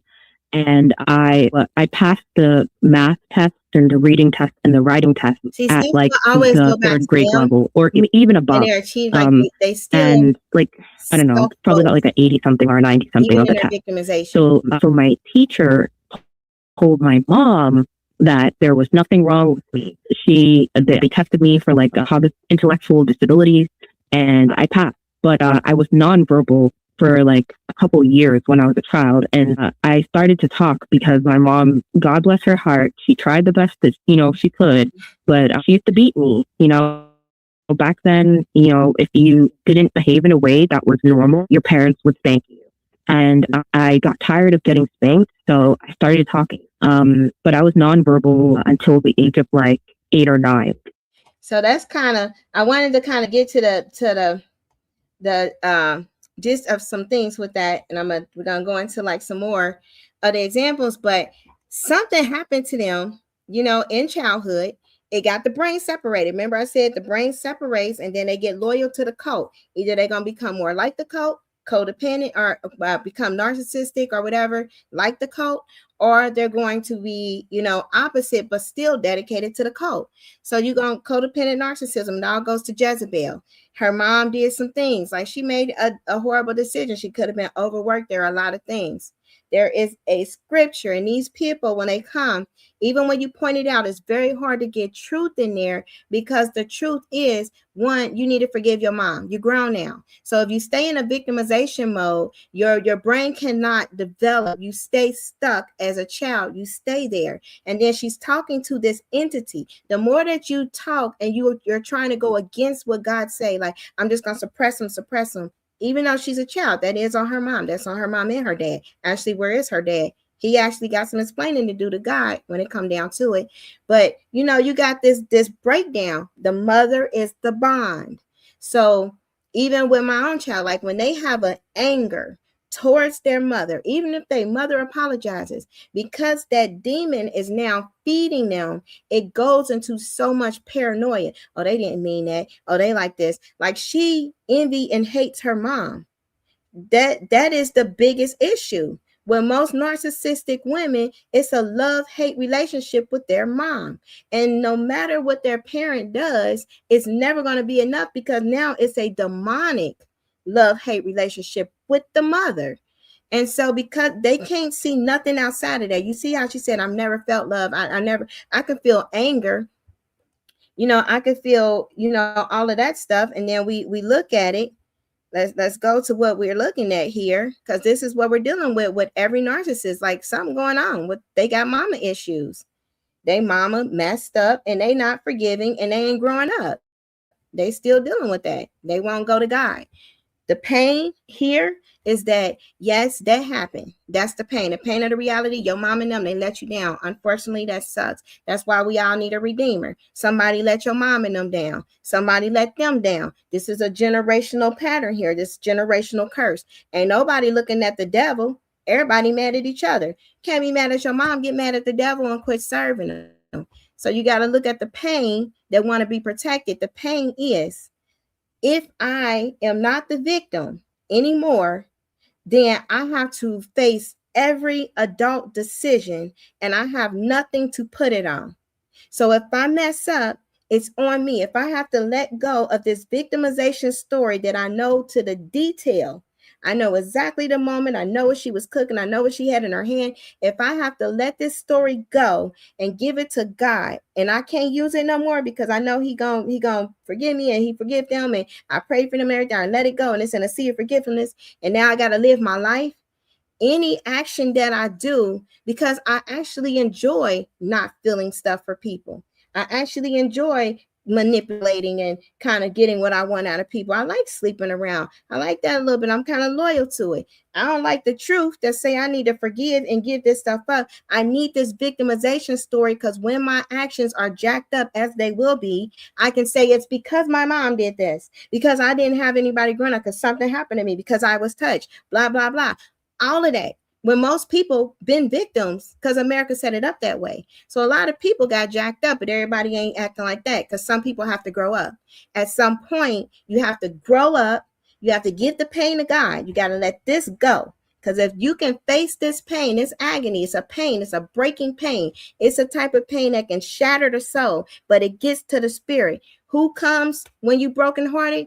Jesus, Yeshua. He said he is close to the brokenhearted. So if you let that pain happen and you shatter and you break down and you ready and you just stay there until you feel him, he show up, because he know he got the real you. See, Jesus don't deal with the altars. He ain't finna deal with denial. He ain't finna talk to confusion. He don't have time for that. Like that ain't, it's nothing. Those are demons. He don't deal with that. But let you be broken and crushed. He said a broken spirit, a crushed spirit, all of that, a broken heart, crushed spirit, that's who he comes for, because he got a remedy for that. And then he go, once that happens, he gonna handle your altars. He can't handle nothing if you still got the altars. See, she shut down. And the first commandment with a promise is honor your mother and father. So even if your parents were jacked up, and they usually be jacked up, better pray for them. God, they was jacked up. I don't know how I got these parents. I don't even know what was going on. But I know you got a purpose in all things. And I know I might not be perfect at times. So I pray for them. Help me to put honor on them. That's value. And God, I forgive them and release them. That's it. That's all you got to do. You ain't got to go being around them. You ain't got to be subjected to their abuse any longer. You can let them go. You gave them to God, and you really mean that thing. First step in healing. She can't do that. That is painful for her to not put full responsibility of her actions on her mama, because that means she was not perfect. And the only reason why she's not perfect is because her mom. That's it. Even years and years later. So she can't let that go. And when somebody is in denial, that truth, it is confusing. So now she got autism. Now she got all these different mental disorders, everything going on. This is the reason I'm bipolar. I'm this, I'm that. You in denial. Your denial is you got your parents that jacked you up, true, but God knew it. He got a remedy for that, because it ain't no excuse if you get in his spirit and him. It's no excuse, because he takes the pain and then he gives you peace. That's an exchange that happens. But if you want to hold on to that because you're listening to these voices, there's another whisper, then you're going to stay trauma bonded. You're going to stay jacked up. She's bonded to the trauma. See, a trauma bond ain't with a person. It's with the entity. That's what the bond is to. That's the secret. They don't want you to know about. They got you thinking, I'm just trauma bonded to this person. No, the demon inside the person that knew you from childhood, that's the familiar spirit. It's familiar to you. It's a familiar pain. It came from the parents. And we get into desire. Who controls your desire? Because everything now is based on desire. The Noah Havari guy said that. He was like, who controls this dude?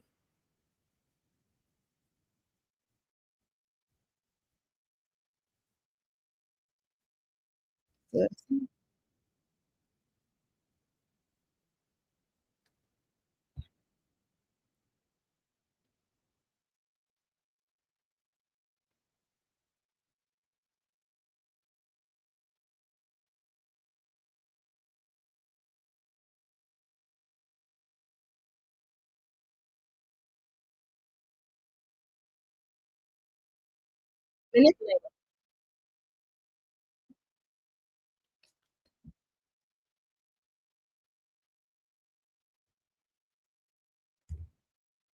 Okay. Sorry. Let me fix that. Because what this guy is saying, and this is important because he's speaking for global. He's World Economic Forum. They had another meeting January 19th. He came after the Euphrates River. But they pretty much once a person give themselves up, abandon themselves, they can be hacked. And then he talk about data. What is data? Spirits. Let's be honest, you know what it is. If you in a computer and stuff, I got a whole thing on the telephone and how that worked. Governments and corporations, for the first time in history, have the power to basically hack human beings. There is a lot of talk about. Let me see. I thought I put it on there.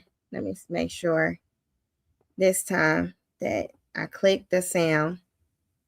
Okay. Put it on this. All right, I got it. There we go. It should work. Some governments and corporations, for the first time in history, have the power to basically hack human beings. There is a lot of talk about hacking computers, hacking smartphones, hacking bank accounts, but the big story of our era is the ability to hack human beings. And by this I mean that if you have enough data and you have enough computing power, you can understand people better than they understand themselves, and then you can manipulate them in ways which were previously impossible. And in such a situation, the old democratic system stopped functioning. We need to reinvent democracy for this new era in which humans are now hackable animals. You know, the whole idea that humans have, you know, this, they have this soul or spirit and they have free will and nobody knows what's happening inside me. So whatever I choose, whether in the election or whether in the supermarket, this is my free will, that's over. We need to come to terms with the fact that, no matter, again, this is where philosophy meets computer science and biology. See what I'm saying? This is where we at. So, you know, she in a twilight, because I would have been like, stop the interview. I'm sorry, did you just say like free will over? I mean, do you know who God is? Because I'm quite sure you do, because you from a Hebrew university, so you know the original language that you stole. I mean, it's just so that's that twilight stuff. And a lot of professional medical professionals, all of them, they gone, they in the twilight. You know, they have been hacked. So when you're talking about data and all of this stuff, what is data is spirits. You're dealing with some spirits at some point, because the television, telecommunications, that came through ley lines going under the sea. And then I did a whole thing on that they actually tried to flag, copyright, take it down. I had to do a whole appeal process because it exposed Baal involvement in it in the Marine Kingdom. So when you have all of these parts, these occult parts, sorcery things happening, now you're getting into data and spirits, and they want to take over the free will. You hear what he said? You hear what he said? Now this Barack endorsed him. You know, everybody reading the book, all of that.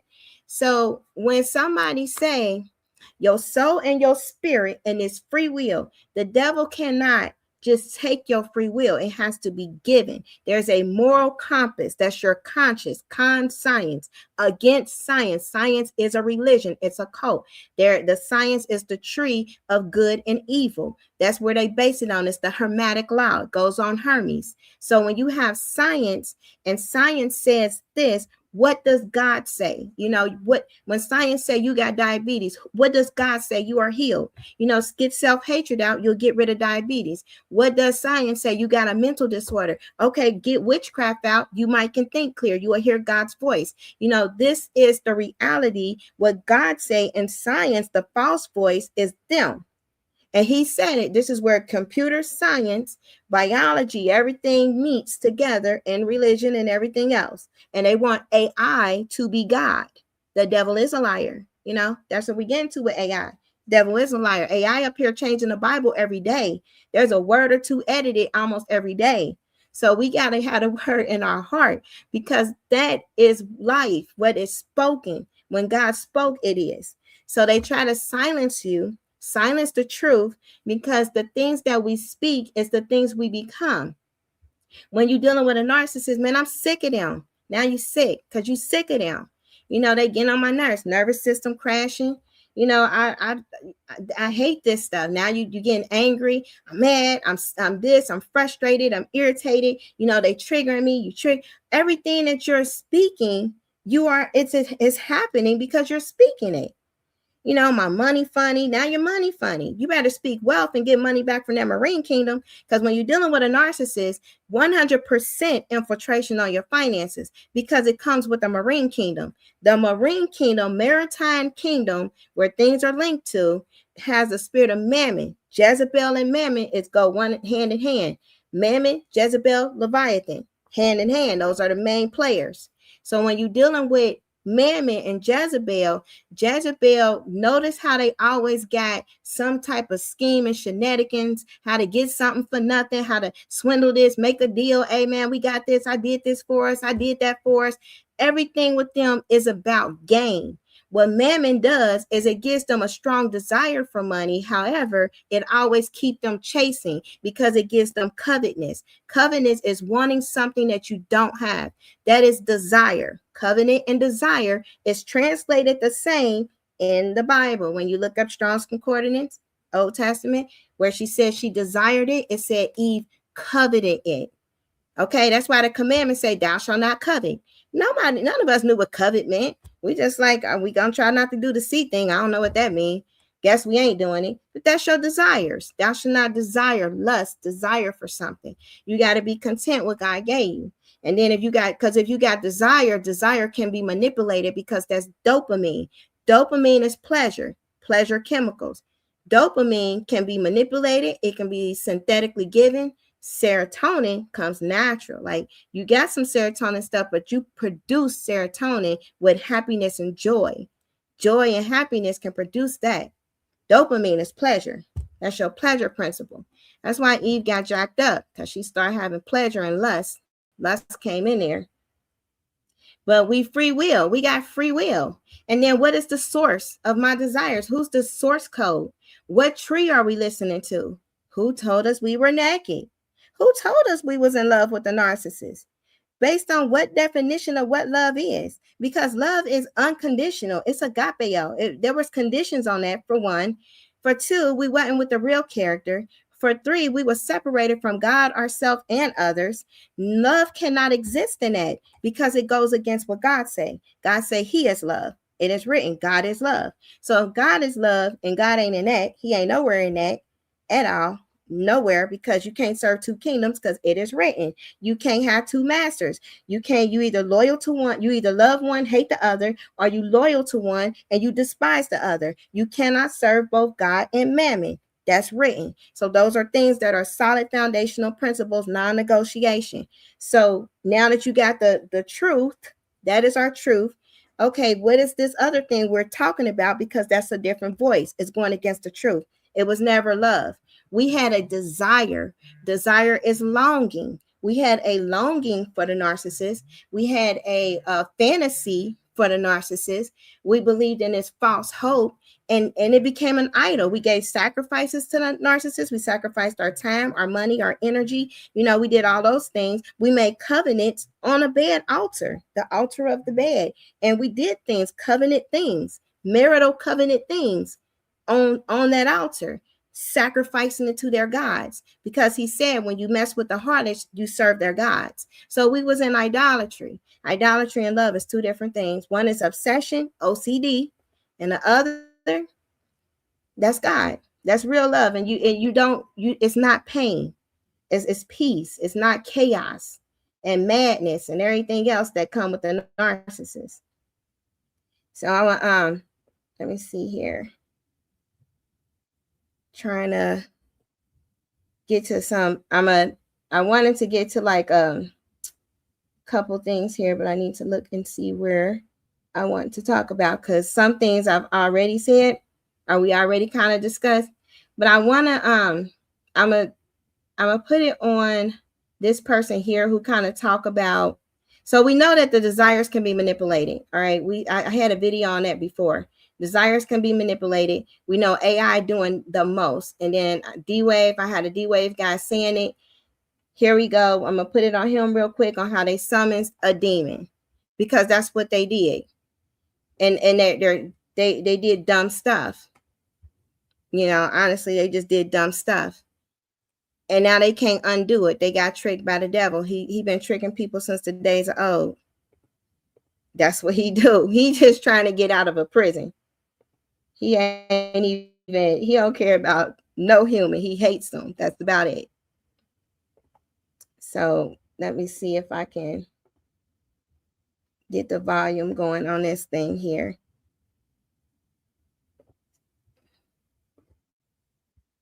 So if you guys can't hear it, just let me know. But oh, whoops. Intelligent AIs. So the one thing I can tell you is they're not going to be like us. So alien means, you know, different. Demon. These things that we're building are not going to be people. They might be really smart. They might be really good at all sorts of different things, but they're not going to be like us. They're going to be aliens. And they're going to be, I'm sorry to say, way smarter than every single person in this room in ways that we can't even comprehend.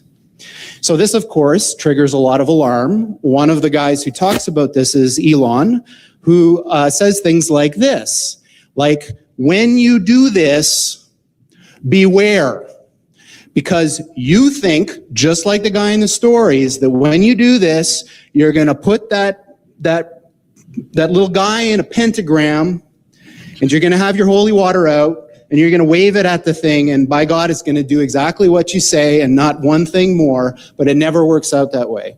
So this is an attitude that some are having, this emerging alarmism about the way this is going to go. But these words, demons, doesn't capture the essence of what's happening here. I don't know if any of you are turn of the century weird fiction fans, but there's this guy named H.P. Lovecraft, who's a very famous American weird fiction author. And he espoused a view which is called cosmicism. And the essence of cosmicism is cosmic indifference. So what he was saying is basically, yes, there are these massively intelligent entities out there, but they're not good, they're not evil. They just don't give a shit about you even in the slightest. The same way that you don't care about an ant is the same way they're not going to care about you. And these things that we're summoning into the world now are not demons, they're not evil, but they're more like the Lovecraftian great old ones. There are entities that are not necessarily going to be aligned with what we want. So this transition is really, really massively important for our entire species to navigate. And going back to that thing that Sam Harris was saying, nobody is paying attention. This thing is happening in the background while people bicker about politics and what's going to be in the healthcare plan in the US. And underneath it all is this rising tsunami that, if we're not careful, is going to wipe us all out. So I want to make that point because this was a couple of years ago. And yeah, so they are evil. The Sargasso Sea, where she talked about with H.P. Lovecraft, like he did do this thing. And I actually was there. That's where all the entities was at. Okay, the whole little mermaid lady and everything else. And they got a whole war happening. They're waging against humanity. And God showed me it. I happen to, film it, everything that's on other videos. The cherubim angels, the big massive one, came down. So when we protect it, when I say we got an army, we got an army. So it's not the things that they saying, yeah, they should be scared because a lot of them taking over. And Cynthia, he does look hybrid, but what they do is and I may get to that later video, but they drink the goo. So you consume essence. When you consume essence, like either as a child, you come in agreement with wickedness, or as you get older, they might, you might willfully drink it, but it has to be some consents involved. Like they have to tell you what exactly is going on, and you have to willingly do it. So when you willingly participate and you take that covenant with them and consume them, that's when this stuff happens. And it's people jacked up. A lot of people don't, like they said, people hackable and they don't have free will. And this is a older clip, and they tell you in this older clip, this is how the witches and them get down, and this is what they do to the men. Okay, so this is an older one. This movie is called Incubus. Okay, so Incubus is the little demon that comes from the ground. Usually it deal with the women, but you will see how this lady. Now this is what the females do that have the Jezebel. Notice this lady. She doesn't care about the man at all. Okay, her goal is to lure the man, and then she's gonna talk about the fibers that's in the man.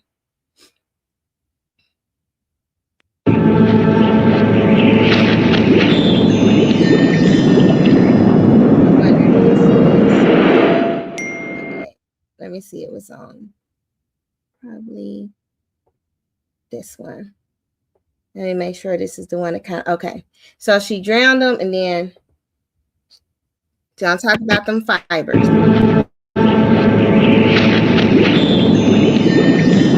Wait, it was, hold on, sorry. Okay. Keep going to that one.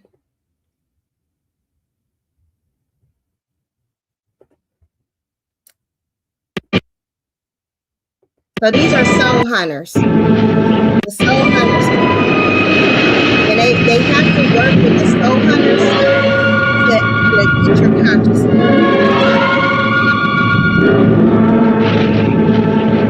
See how she did the man? Lured the man and look at her at the water. Then she just marrying him. And then here come the witches. So this is where there is no love. There's only loyalty to the cult.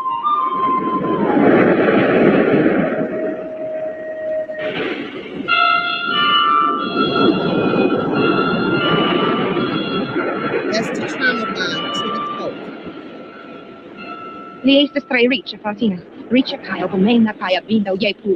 That's how they select. Anyway, the smell to little Coretta. They need that for Negro is the rotten green black. Neveling ono, motampo comalan, a bit adonita, I shagreno, I do it of the monola. Listen to smell guy, Kaya? Yes, that's smell guy. Like you were a arm steam. Tiam Kiali got me copy corrupty time on the morning. Kiali Davis Naldone Uze, Nian Povon, Pastante Pocaccio. Yes, that's Laka out there, Adon and Catch on Honeyline, Alain there. Kiali Davis Javid, Sente ili provusi antropan gojan alla cloaca intero. Chiam la greno maturiti di deva secotigen. Se tiel da vige ni pare ti anti lavron. Se tiel la incuba nella vige all'intero. Buci ili kiel shafoi. Animo ne povas deva gati aligi alla inferno. Tu el ili est orfetite un electon. Chiam ili decides de al niu rencontro ni morvenidis ilam. Fratin, mi desiderus pliotio. Sati la teo tem malumo estes felicia pri la capalo. Carbona, animo, piro carbona se non ro de peco. Fratino, estu zorga. Iavas povoin amaio. Povoin est ael provitai. Este iumataia. Ineti este kio estes punetto. Mi volesi. Mi voles provi sanctulum cae detruilin, cae despremigilin, cae metamian caedan sotatum nuptan. Cae no. Igilin furiosa cae flore cae siferi. Poste puspligilin in la profundezzo dell'inferno. Cae nei. Diami estes la domina. Diami estes la preparata filio del Dio. Mia betes ventaia. Prestu la banello. Ili posadas povan qui detrui la cora, grandam pova, eram profundon, prete ni comprend. Serious power, beyond the understanding. Om enormous tian amor. See, in this movie, I mean, I'm telling you, Hollywood been telling us they have to. Like, Satan has to let people know what he's doing. It's the rules. And so they literally seek out, like, there's certain ones they can go ahead and get them. She was like, I'm tired of just collecting these souls, the ones that jacked up or they riches messing them up and all of that stuff. They claim them. She want a noble one. So when a narcissist, when they talk about, oh, you would like the main supply, da da da da da, and you got a call on your life, and that means you got some integrity, you got light in you. The reason why you're the one that they always obsess over is because they feel that they get a greater reward if they make you fall. That's in the scripture. It talk about it in Proverbs, like they don't sleep until they make one of them righteous fall. So if they get somebody that's, got some integrity, love God, has the ability to love, and they can make that person grimy like them, they get power from the dark one, and they don't even realize how much in covenant. Some of them do. Some of them openly do witchcraft. It's a lot of them in my family. They openly do that stuff, knowing it's wrong. But, some of them know, but some of them don't realize, how much in covenant they are with the kingdom of darkness, with death itself. And I got like old videos with my picture on it. Like I had circles around my eyes. You can see death on me dealing with that dude. You can see death on me. I was not myself. I didn't look nothing like myself. And you can see that on me. I was at the end of it. I was getting all kind of crazy diagnosis. It was like immune this and autoimmune that, and everything else was going on, and joints swelling up. I swelled up. It was all of this stuff, and just being with them, because they do so many incantations and curses and word curses and speaking over your life and constantly doing stuff. You are absorbing death and don't even know it. You just know, I'm tired all the time. I'm just always tired. I got to take a mid-afternoon nap. I got to do this. No, your life force is being depleted. You have to find out, where is your life force going? Who did what to you, and who are they in covenant with? Because especially with the men, a female do a certain act that goes to the snake people, and they take your destiny, your life force. They covenant you to Sheol and marine kingdom. So then you having water dreams, you having dreams of things coming to you at night, doing stuff with you. You having all of this stuff going on, but it's succubus, but it look like an ex, or it look like this one, or it look like a fantasy person, but they're taking essence, they're taking sweat. Every time you're with a narcissist and you're sweating, it's an entity that's absorbing that, that's life force in that. So we gotta understand, even looking at back in the day, and that's, I think that might be 60s, 50s or 60s, they was on this back then. Now that they got the technology, the witches it don't have to be so many of them doing stuff, but the witches and sorcerers manipulate the technology. So when they in the covens and stuff, they're doing all kind of commerce and trade with people's souls and destinies. That's why you will have a good job. You'll have an interview and everything, guaranteed job. Okay, guaranteed, this is the job you're gonna get. A trade that happened at night, next thing you know, oh man, I know that position was guaranteed. I don't know what happened. It was hook, line, and sinker, but we don't even have it no more. Those type of things mean that there was a destiny swap. And if there is a window or a hole because you're still dealing with a narcissist, the witches and warlocks are on it, okay? They don't stop. Their prayers, it don't even have to be specific. You got the specific one you're with.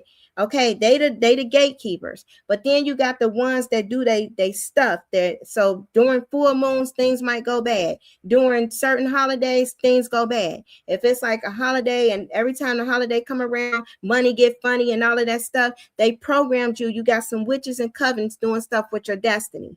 So when you're dealing with a narcissist, that's the door open, trauma bonded to the demon, and the door is open, and then now the witches and warlocks are doing their stuff in their covens to anybody who got a door open. So those who got doors open, you're gonna have this interruption in your finances that don't make sense. It's like every time you work real hard, you don't have a fortune to show for it. All you got is paycheck to paycheck. I'm just meeting ends meet. Okay, that's slavery. That means you enslaved to the economic system because we're guaranteed wealth. This already happened. So you got to find out, where did you get tricked? Where is the witch and the warlock? Because if you in covenant, they got a door. You got to shut the door. It does not do any good to be with a narcissist who's a priest are priestesses for the temple of Satan. Okay, that's what they are. We can't sugarcoat it. We ain't in a time where we can play with this stuff. They are a priest and a priestesses, whether by implied consent or whether because, and that's based on their behavior, or based on informed consent, where they literally sat down with the devil and signed a contract. Most of them is just based on behavior. If they're listening to certain secular music and then people are into incantation, voodoo, and all of that, Beyonce, Erykah Badu, all of them, most of them, the ones that sing, and when they sing, they are doing incantations and spells and invoking spirits. If they are part of that and they're listening, they in a contract. If they acting like it, the contract is signed, sealed, delivered. So we got to pay attention to what we dealing with, because ain't nobody life worth dealing with a monster. It ain't even no perks in that. It ain't no benefits. Just for somebody to call you baby, they got the AI doing that now. And then you got people that's marrying AI. That's some other stuff. It's insanity at some point. Like, you marrying the devil AI, like, because they talk, people want to hear something. They want to hear another voice other than God. Because what you hear is influence your thought. That's everything that he does. He speaks it. And when you hearing another voice, that's it. It don't go well for you. And so let me see. I wanted to let me play something real quick to kind of tie it in. So I want you to hear what this lady said, because she actually talked to this thing, and the thing talked to her. You know, she had one of them experiences where she almost was not here. And the black thing came to her. So when people seeing shadows and stuff in their room, you know, that's this thing. And it makes a claim on you. And let me see here. Some of these examples, time just be like going. Yeah, I'll put it on a video. But I like to give examples in own words, because I could say, oh, I heard this interview, blah, blah, blah. You know, you got to see some things, especially in this time and age, because it's just so many. Yep. Because see, the Eastern Star, that goes into the occultism. And that's kind of how it was. Like, I had a grandma who was an Eastern Star. And then she literally, I was the only grandchild. It was just so much programming. But she was like, you have to give me permission to die. You know, I didn't even understand that stuff, because I was, you know, in my 20s, like, what does that mean? Like, first of all, don't nobody want you to die.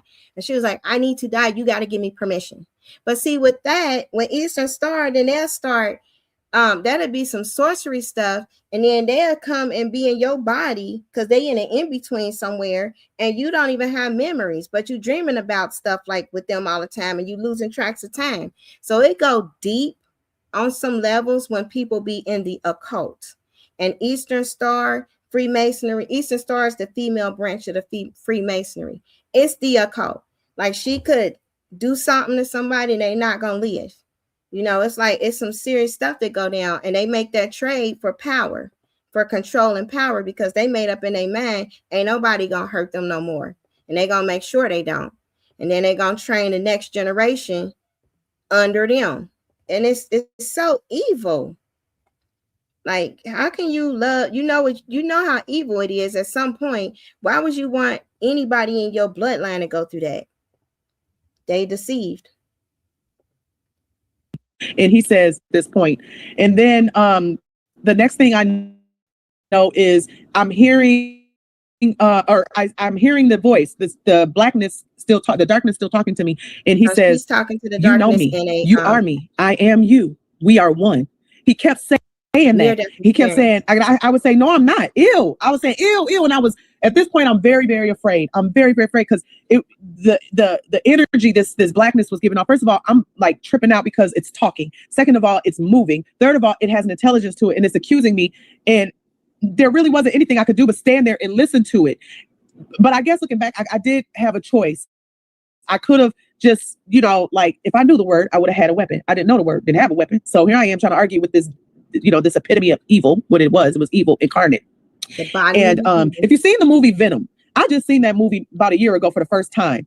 And that's exactly how that blackness looked. Like goo, and it was alive, and it was intelligent. And I knew it to be very ancient and very intelligent and aware and smart and crafty. AI. And it kept saying, you are me. I am you. We are one. And I kept saying, no, he said that about 5 or 6 times. I kept saying, no, I'm not. You're disgusting. Ew, no. And then the next thing I know is I see in between those lights, those 3 lights that were way far off, and this blackness over here moving.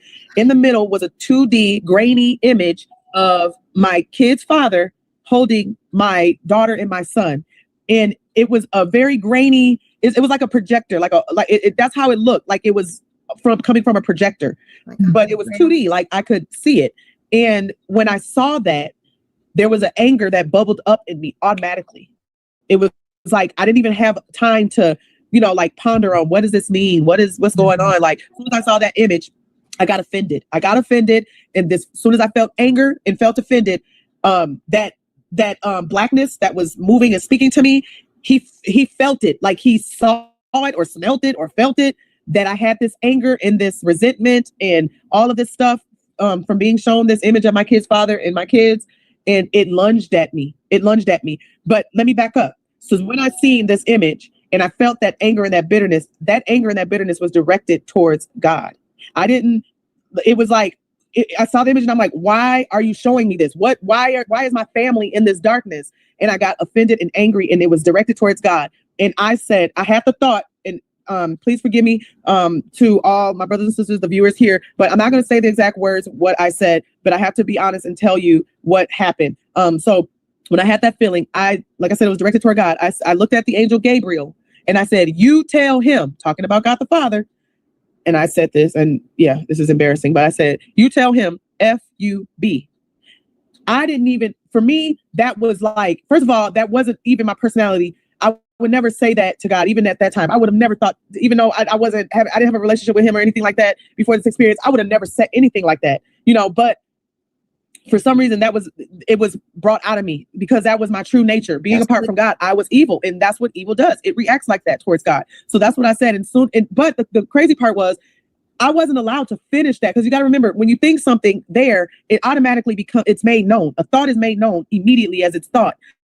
And when I thought that, it was like it didn't even get to finish being a thought, but I knew what I was about to say. And when I turned to the angel Gabriel, that was my intent, was to say that. But when I turned to him to get ready to think that, so that it could manifest as a thought, so it could be heard, that blackness turned, the way it turned at me, it was like it smelt vulnerability. It smelt, I got away. She's about to curse God. This is how I'm going to get her. And it turned so fast, like it had a head. It turned and it lunged at me. And when it lunged at me, I saw it coming towards me, and it was like I got snatched out. I felt myself plop down. It was like I bounced off the bed, got popped back into my body. I bounced off the bed, and I'm sitting in the same spot as I was on my mother's bed in her room, and I was frozen in fear. Scratch all that happened before. Now I'm afraid for my soul, because I said, I just cursed God. I'm afraid to move. So my mom and my stepdad, they got home probably about 30 minutes to an hour after I got put back in my body. And I'm just frozen. I didn't even move. I didn't move to check on the kids. I didn't do anything. I was so afraid to move. I stayed in that one spot. And then I heard my mom come in, heard my stepdad. They walked past the bedroom. My mom peeked in, and I'm just standing there. I don't even think I blinked. But she's like, Muff, that's my nickname. She was like, Muff, you okay? And I said, I think so, because I didn't know what to say. And then she got her stuff unpacked, and she came back and she stood in the doorway and she said, are you all right? And I said, I think I went to heaven, and I think God showed me hell. Wow. And she said, we'll talk about it in the morning. And that's what happened. So Destiny, I am so overwhelmed. See what I'm saying? So that's the black snake. That's wickedness. And you see how it stalked her? It was stalking her. I'm telling you, man, these things, and that's how it does. That's the reason why the narcissist will call or reach out or do anything, is to trigger, because it's very hard to get to the believer. Remember, the witch lady was like, hey, you can't touch them. They protected. There's a protection. But when you get from the protection, because you refuse to let go of the pain, you like, nah, I ain't forgiving them. Nah, they did this. They did that. Black snake is on it. That other voice, oh yeah, they like me. They gonna protect the pain. See, if you let God have the pain, that's the only reason why he said forgive it. He know they jacked up. There's some curses in their house, okay? The scrolls, remember them? They are in their home. He dealt with that. They not getting past that. It ain't nothing they can do with that. But the issue is you. If you fall out of line, he trying to help you. Like, hey man, you got a black snake on your back. You know, that thing think it's you. It think y'all won. And then that thing is the shapeshifter. That's the thing that actually becomes a spirit spouse. So that's the thing that comes in at night and then it does stuff to you and you can feel things and all of that. That's that thing. That thing been around for a long time. And so that's what we got to understand. Who looking at the snake? People can point to this one and that one. You need to point to the snake. Because we got some things we got going on here. You got Impact 2024. They out for vengeance. You know, when we look up here, they know that this can is amongst us. They know they already got the narcissists, you know, so they sitting up here and they got a plan. And this is what we're doing. You know, America already signed off on this. And they got laws they putting in place. And in their laws, they want to let me see, they promoting the women, so they got a design to, you know, not deal with the whole problem is the men, the seed. Remember that. They want to take that away. So when you go down here to let me see, they say pursued it. This is ICE. Okay, so they doing what they do. You know, they already put this out. They got their goals. It's when we get into who they gonna protect. You know, they talk about they're gonna advance this for women and girls. Okay, forget them. Men, no, they got to get rid of the men. So that's an agenda. We got to support our men because we can't let this happen. Even though, you know, it may sound good for us or whatever, we dealing with the devil. He was dealing with Eve. Ain't nothing good coming out of that. So we got to do that. And then this is what is very concerning because they're going to set up something to fight the discrimination. This sounds, you know, good. Racism. Nobody wants that, but they still like that, right? After World War II. But what is xenophobia? You know, they fighting against that. They giving them rights. Who's a xenophone? That's them. That is the black goo people, the xenophone. You know, and xenophobia talk about, you know, the strange ones. Let me see if I can look that up. The xenophone. I don't know how to spell it. Oh, xenomorph, maybe. Okay. These things. You know what I'm saying? So they got black goo things. Okay. And these things here, I have my own experience with that stuff. Like so portal opened up on some things. Like I'm telling you, my family was in some stuff and they faces look like this. Okay. So it's these entities, the DNA material, they got laws for a reason. So if they gonna put things in the laws that they're making roll out in 2030, then we need to understand how to fight. Okay. We got to pray against this because we won. We got authority. We still got the authority. We won, but they put it out here because they hope that don't nobody catch on to this. You know, they up there, they reading the Hebrew language. They took over that. That ain't got nothing to do with us over there. Like that, when you look up the nation of you know, everything, the nation of Israel and everything like that, nation and the breaking it down, that's a race of people. That's his people. They ain't got nothing to do with the land. He said he given a new heaven, a new earth. Then it contaminated everything. And they can use them words and they can take that. But guess what? He gave us a Holy Spirit. And the Holy Spirit got its own language. He gave us a whole different language to communicate with him. Because he's in us, we can communicate with God in our minds. We don't even have to use words. It's intent of thought. You know, so no matter what they do, whatever Satan do, God is always one up on him. No, I'm gonna take that black. He always infinity up on him. So you got let me see if this CRISPR. I want to show how. Okay, this is the DNA. Click, clack. The sound of this. But I don't know why. I don't know what happened with that. Let me try again. But so CRISPR is the stuff that they got in food and everything else. Now remember, our God code our spirit, our source code. We had a spark at birth. That's God speaking a promise on us. Our human spirit, all of the code and stuff is in our DNA. Look how violently these things attack the DNA. Because if they separate the genome, the code that programs us for our worship, they can separate the human spirit. You separate the human spirit, you got free will. Okay, they separate the free will. They got it. That's why he said free will, that's over. Okay, the fallen angels is on the scene. They didn't came out the little CERN, they on the scene. Free will is over. That's what he said for the ones that they are able to do that too. That's not everybody. Definitely it's a narcissist because they gave up their free will. They gave it up. So when you look and see, and this is how our stuff look, you see his energy is light. And then you're going to see CRISPR is on it. CRISPR is slicing and dicing. Pay attention to this part here. And this is what it's doing. It's cutting at it. See that? And our God code, his name is actually inscribed in the bonds. YHWH. It's in there. No matter what they say, they're going to put out a fact check on that because every time they lie, they do fact check. But his name, he put his name in us. He etched himself in us. So when you take his etching out, his code out, the source code of his voice, and you put not only another strand of the Satan serpent seed and etch it in and create another species, hey man, you got a whole mark. That's the beast. Just saying, people can, however they want to call it. When you look at what they did before, in the Nephilim, he said the times of Noah, they changed the species. There was no pure human.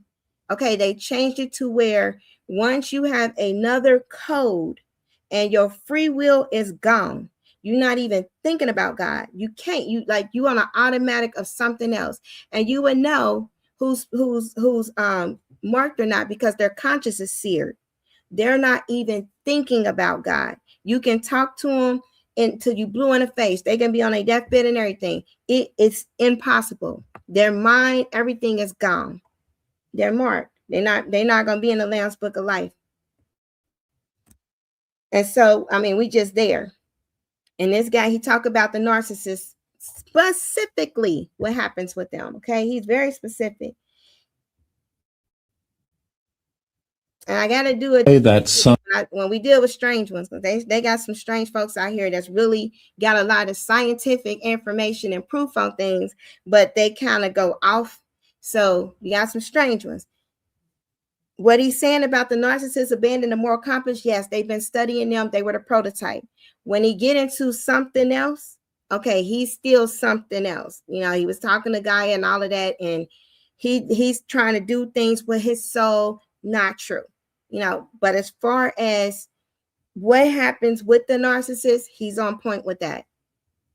And it's a German guy. You could tell when he out because his eyes is doing some crazy stuff. Some people, if we move into psychology, we talk about psychopaths, but there are also other layers of in psychology, such as, let's say, borderline or being a narcissistic personality disorder, or multiple personality disorder, which goes into which is that's what they create with mind control victims, huh? But is that mind control victim? And we don't want to offend anybody, but is this an archon takeover also, some kind of possession narcissism? When we face an ugly situation as a child, repeatedly face an ugly situation, we need to cope with these situations. So we don't react spontaneously from the heart, but we try to do this and that. And the reptilian brain remembers the solution and embeds this solution as a action reaction pattern that automatically pops in when the situation is given. If I want to have something and I ask for it, I get punished. If I steal it, nobody realizes that I took it. Then my personality will be a thief. Because whenever I need something, this automatized mechanism pops in and I do what the personality is like. And this is not controllable. Personalities play the body and nothing can get in between. It's an automatized reflex, like cycling on a bicycle. It's the same part of the brain that does this. You know how to do it, you don't think about it.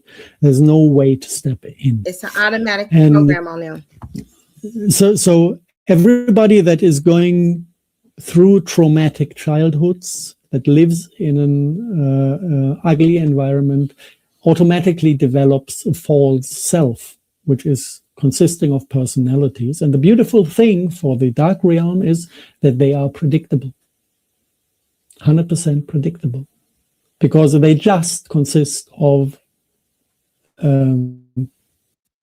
reflexes. So you put a trigger, you get a result.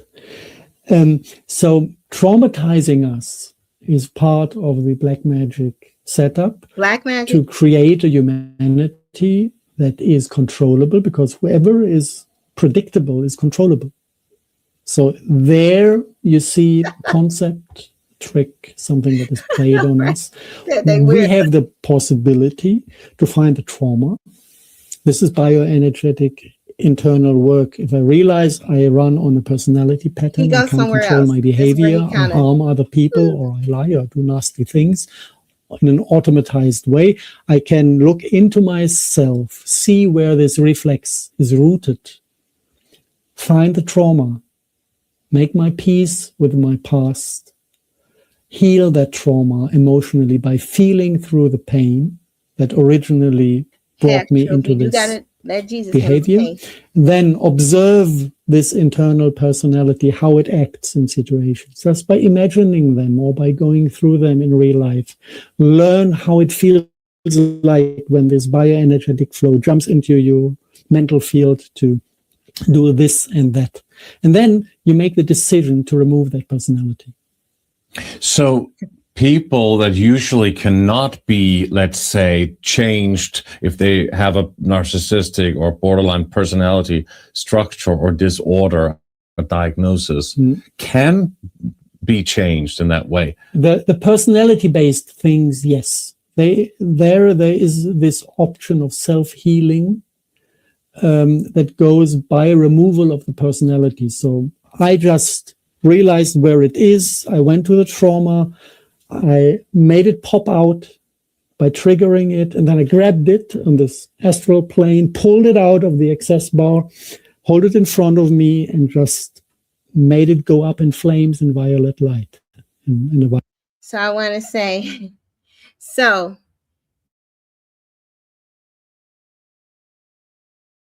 okay, he has some things, like there's some more to his story that he kind of explained in some of his other videos that are longer, but he grew up in one of them families that had the fracturing and the splitting, and then he talked about in one life he was a woman, in this life he did something to his sister, so he got a they have different programmings. So his situation coming out of like SRA, it's like this core self thinks something like that. However, he keep repeating, justify, like, well, I'm gonna just find it in myself and take it out. But he also said, he dealt with the devil, and then Gaia.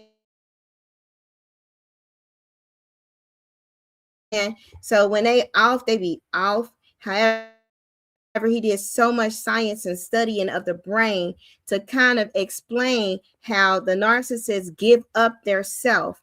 That is key, because in order to really be possessed, you got to have separation from God, not hearing his voice. They gave that up. They got mad at God for whatever reason, or they just probably didn't know him during the childhood trauma, and then just didn't really want to know him when they grew up, or made an imaginary him to fit their world. Then they abandoned themselves. They make inner vows. I'm not gonna be like this. I'm gonna be like this. I'm not gonna do this. I'm just not gonna cry. Nobody gonna make me cry. Those are covenants with the altars. So now the altars are involved, and now the black snake is programming their every move. So he was right when saying they're on automatic. It's like lying to them, it's automatic. Telling the truth, they got to use this part of their brain, and they ain't trying to turn it on. That's gone. This works. Automatic, lie, get what I want, sex, get what I want, do this, get what I want, this, get what I want, have a kid, get what I want, get rid of the kid, get what I want. That's it. Everything is get what I want. Is me, self-idolatry. That's how Lucifer was. That's why it's Antichrist. It's on that level, because Lucifer was the 5 eyes. I will be like the Most High. I will ascend my kingdom. I will be God over the people. All of that stuff, and that's really how they think and feel. They're evil. It's just a different kind of evil out here. And this evil, unfortunately, it actually has some weight in it, because it's promoted by Hollywood and everything else. And so we gotta remember we have a purpose, and we gotta remember what that purpose is. We're here on this earth for a reason. We're not here on the earth to service, the narcissists or their gods. We're not here for that. We're not here for Jezebel. She's wicked. So our purpose, this is what God wants from each and every one of us. He wants us to subdue the earth. We got some things. He said, be fruitful. He wants us to be fruitful, increase the earth. He wants us to fill it and subdue it. He wants us to rule over fish in the sea, the birds in the sky, and every living creature that moves on the ground. Like this is our command. Like this is our purpose. So anything that's coming on this earth, I don't care if they're black snake, they're dark energy, dark matter, anything like that, it need to be subdued, because that's what he told us to do. We can do that. Anything in the water, marine kingdom, the mermaids, the snake ladies, all of that, they need to be subdued. They can go back to their prison. You say the scripture, whatsoever I bind on this earth is bound in the heavens. Whatsoever I loose on this earth is loosed in the heavens. You can say Shamayim heavens. He know what you mean. And I mean, there's some angels that's on assignment. They coming down. They got chains. When I seen the stuff on the boat with the little lights and everything, and little merman people, and they doing some stuff, and they big as the boat. It's a lot of craziness going on. I'm like, you got the owl that's in the sky, the little wicked one, that principality in the air. In seconds, I'm like, God, all I can say was Jesus. You know what happened? Here come the cherubim. Heavens opened up. Chariots came down. The cherubim and them, they got this. The little ox thing looked right at me. We got this. Got it on a picture. I'm like, this thing looked right at me, but it's on the camera. Got the picture. And so, hey, they look just, they got this. And they look just like they say they look in Ezekiel. They got 4 heads. It's like 4 heads on them. They got a bunch of eyeballs. It's got spiritual energy. It look a little different, but hey, they pretty much right on point with that description in the Bible. So, if they ain't changing, God ain't changing. And that's it. When you kind of go through some things like that, and that was in a Sargasso Sea, where the guy from the computer from D-Wave was talking about what H.P. Lovecraft, all the little creatures he drew was in the Sargasso Sea. That's the Bermuda Triangle. I ain't know I was in a Bermuda Triangle, because they call it the Caribbean, and you just be on a boat. But apparently the little brown stuff was some kind of island stuff, because I went there. I'm like, I'm not going to go to the Bermuda. That's where people disappear. But, I didn't know, but God still protected me. And that's what he do. So we don't have nothing to worry about. We just we gotta make sure we are in God. You ain't in God with a narcissist. You can't spin that. There's no way you'll have a false reality. So you got to make sure no matter what, you're staying in reality. And we gonna kind of end it on that, back to this reality stone, because witchcraft is to take the reality. And we're gonna hear what this lady say here, because she talk about, so we've seen a black snake. We know the narcissist gets embodied with this, like on that black and white movie. She talked about the wicked people had them fibers. They got black fibers in them. That's black goo. I'm gonna show you too what black goo look like, because It don't like garlic. Okay. So, you know, sometimes things, the stuff that be in the body, when you drink certain oils and stuff, it don't like it. So that's a way to kind of detox some of the physical stuff. We still got to take care of our human vessels. You know, we got to do that. But this is, because she said it's kind of like denim, but this is how it looked, and it moves. You know, this is the goo. So this is a little bit from what they went over there and got, and it is going towards the metal. But watch what happened when they put garlic around it. Like this thing is aware. It got some stuff going on, and they just touched it. Ooh, that's some weird stuff. They weird. Y'all see the garlic.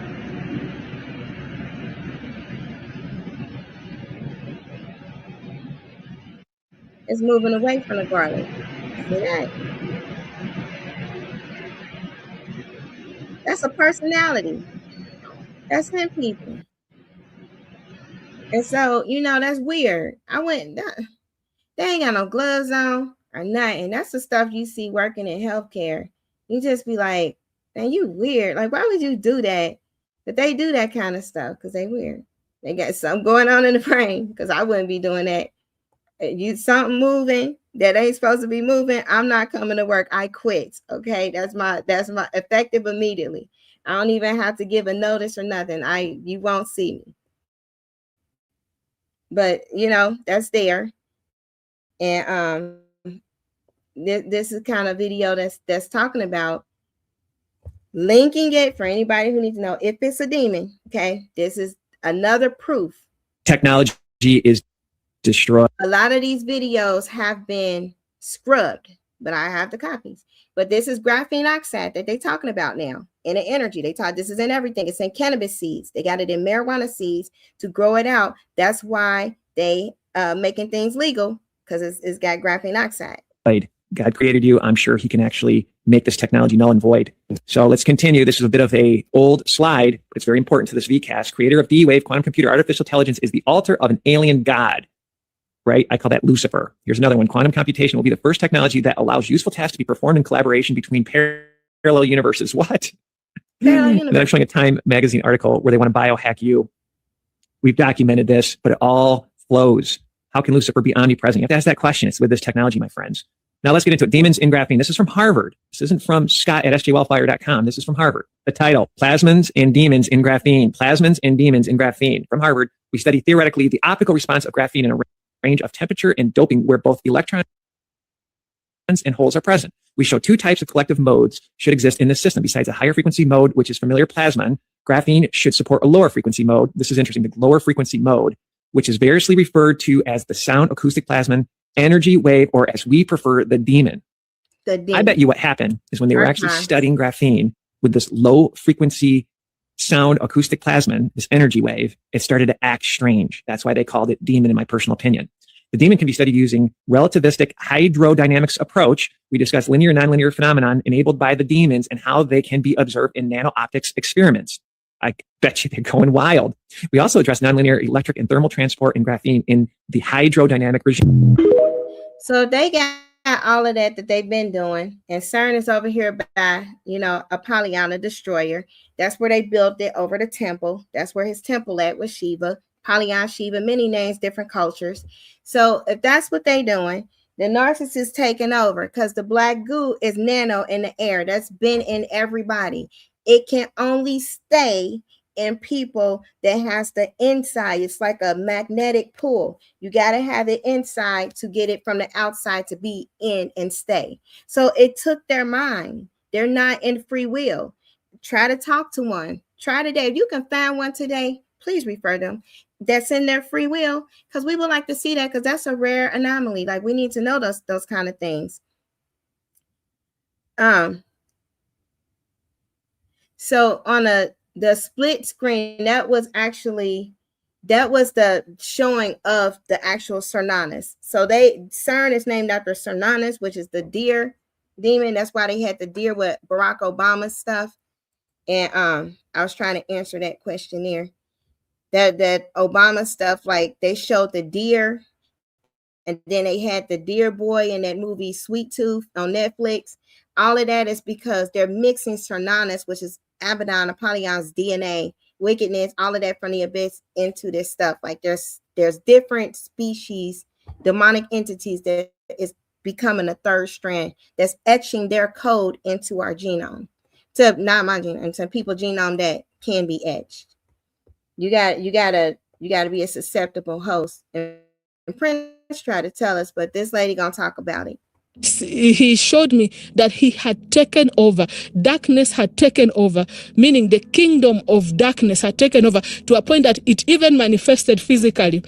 You could see darkness even during the crucifixion of Jesus. You could see that people preferred a murderer, a robber, to a righteous man who, yes, a righteous man who had no sin. He was, in fact, all he had done was to raise the dead, heal the sick, open the blind, cause the lame to walk, cast out devils, preach the gospel, liberate them, give them hope. But because Satan had taken over. Now that was Satan expressing his power to the fullest. So God allowed him to expose himself to the fullest so that he can make him a public disgrace.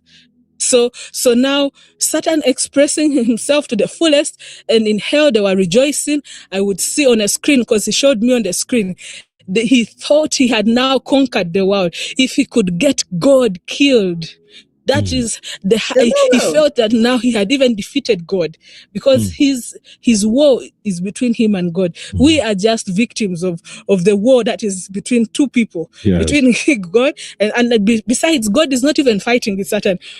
Because if it is war, God can just finish him with his word. It's Satan who is fighting. He still desires to have everything that God has. So, in that process of crucifying Jesus, he didn't know that Jesus' mission was to descend to his throne. You remember, God told Eve that your seed will crush the head of the serpent, and the serpent will bruise the heel. Your heel, yes. The heel is here. The heel of the hand is here. Yes. And the heel of the foot is the heel, which is common. Yes. So now, when Jesus died, he descended on the throne of Satan. And those of you that have been listening to how I explained the throne, above the throne is an open mouth of the serpent. Yes, you told us that it's the mouth of a serpent, of a cobra. Yes, on the top fangs of a are like this, and the pyramid is inside the mouth. Yes. And Satan's Satan's throne is on top of the pyramid. Yes. Yeah, and the tongue comes from beneath and spreads down. It comes all the way down the pyramid and comes down. Yeah, so Jesus descending onto the throne of the enemy means he crushed the head of the serpent onto the head of the enemy. Yes. And then he threw him down from his throne, and he took whatever the enemy had stolen from Adam, the first man. Yes. And he took the keys. He took the power, and then he went and he liberated the souls of men that Satan had caged. In those prisons, nobody had access there apart from the enemy, because he had robbed from man, and he had separated man from God. So Jesus came as the mediator. Imagine souls that had been caged for thousands of years, and they could not go to heaven because of the gap between God and man. And then Jesus comes, he takes the power, he takes something I saw that was in form of light, like, I don't know how to explain, but I explained to you. So he took everything, the life that Satan had taken from man. Yes. He took the power, he took the keys. That's why the Bible says, whatever we bind on earth is bound in heaven and beneath. Whatever we lose we lose it in heaven and beneath. He gave us all that. He took all that and he went and opened the prisons where Satan had caged the souls of men. and then he reconciled them back to the Father. And he gave us a church, whatever the enemy had robbed from the first man. And if we abide in Christ, if we follow him, if we follow all the instructions he has given us, it's very possible for us to be fellowshipping with God on a daily basis. The Bible says that. So we got to understand how this went down, because we're dealing with a Delulu devil, okay? That's a little bit different than the Delulu narc, because they human. We dealing with a deluded devil. He's still deluded. He still feel like he got a chance. This thing, this is over. You know, and everybody like, oh man, we about to go through this and this tribulation. The first of the dead he took with him when they first went up. Then when we really read that thing, as soon as he went up and ascended, he popped open that first seal. Stuff started happening right away. We might be in the trumpets, because there was some times where things might have been silent, but the seals have happened. He was opening them up. And if you see what went down with Rome and all of them places there, the rubble, they had some apocalyptic things going down. So some things already happened. It's just translation issues going on. But he already conquered this thing. This is done. So if we are being fearful, because we third generation, they feel like by the third generation, we don't know the truth. But God got a way of always bringing the truth out, because his spirit is still here ruling and doing what he do. That's why it had to be that way. The whole point of the cross, the crucifixion, everything had to be done with the flesh that God said he was going to make. He was like, I'm going to make a flesh body so that it can take on everything that Satan is accusing Adam for, Adam and his descendants. So he had to take on the curse. Cursed is the man that hang on the tree. So they had to put that on the cross. You know, he had to take on some certain mind things, mental anguish. He sweated in Gethsemane. He had to take on certain lashes in certain places. He had to handle that. He had to change our water, because we are plasma. We got plasma and red blood cells. That's our makeup. Most of our body is plasma. They got plasmoids. Okay, so out of his body, he had water and blood coming out of his body. That ain't gonna come out of an average human. It only came out of him because he changed us to living water. So there's a lot of precise things. Everything was precise and strategic with him. He conquered the marine kingdom. He walked on water, handled the powers in the air. He told the winds to calm down. He stood in front of the gates of hell where they talking about Pan and Sarnanas. He said, who am I? Son of the living God. Okay. On this rock, on that principle, I'm going to build my church. Gates of hell won't prevail against it. Went up there. He handled Zeus. He went into the quantum. He transfigured. He was talking to Moses in his time. He was talking to Elijah in his time. And the disciples seen it all in their time. That's how that goes down. So he was time. He shut it all down. He locked them up. Then he went down there and dealt with Sheol. Okay, you got some of my people here. I'm going to need to set them free. Thank you. Here go the keys. He crushed the head of Satan and knocked out his teeth. They replay that all the time. They watching the crucifixion all the time because Satan's so mad. They in every timeline, they got all their people on mission going back in time trying to stop the crucifixion. How you going to stop God? He is time. Just like the narcissist. I mean, the narcissist is really just how the church is the prototype and the physical representation of Christ. The narcissists and them, they are the physical representation of Satan. All the characteristics. They are in a loop thinking that whatever they're going to do, somehow they're going to succeed. In shenanigans. It's Delulu. They recreate God. They recreate situations in which they are the winner. Satan do that. You know, they lie, cheat, deceive, do all that stuff. Satan do that. They have no conscience, no love, no empathy, no ability to feel love. Satan. You know, that's them. And unfortunately, they keep choosing wrong. God keep coming to them. Some of them be hearing messages on here. They keep choosing wrong. So we got a choice. Some of us, you know, they program, somebody might be pressing a button on a keyboard. Choose wrong, choose wrong, choose wrong. They might be there. But we can't stay there. We can't stay trauma bonded. We got soul hunters. We seen them, the witches, the warlocks. They soul hunt at night. That's what they do. That's in Ezekiel. It say that, woe to those, they hunt his souls. They put them in pillowcases. So these little threads and stuff we get from companies, hey, they didn't did their stuff, but we got protection.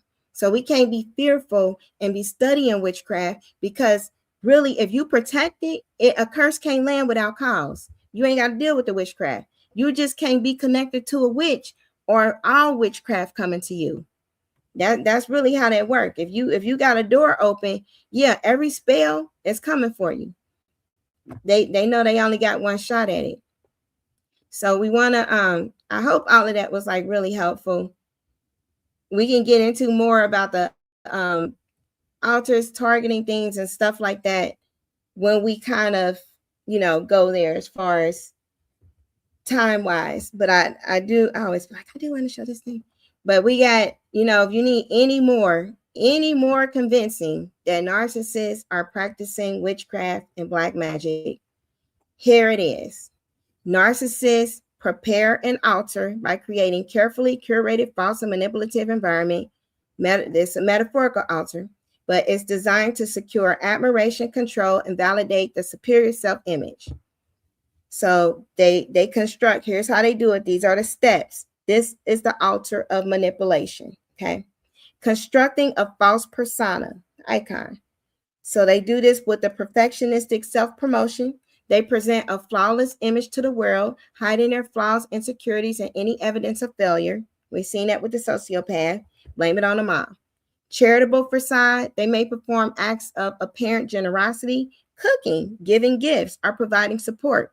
They do this. That's why we think, they ain't bad all the time.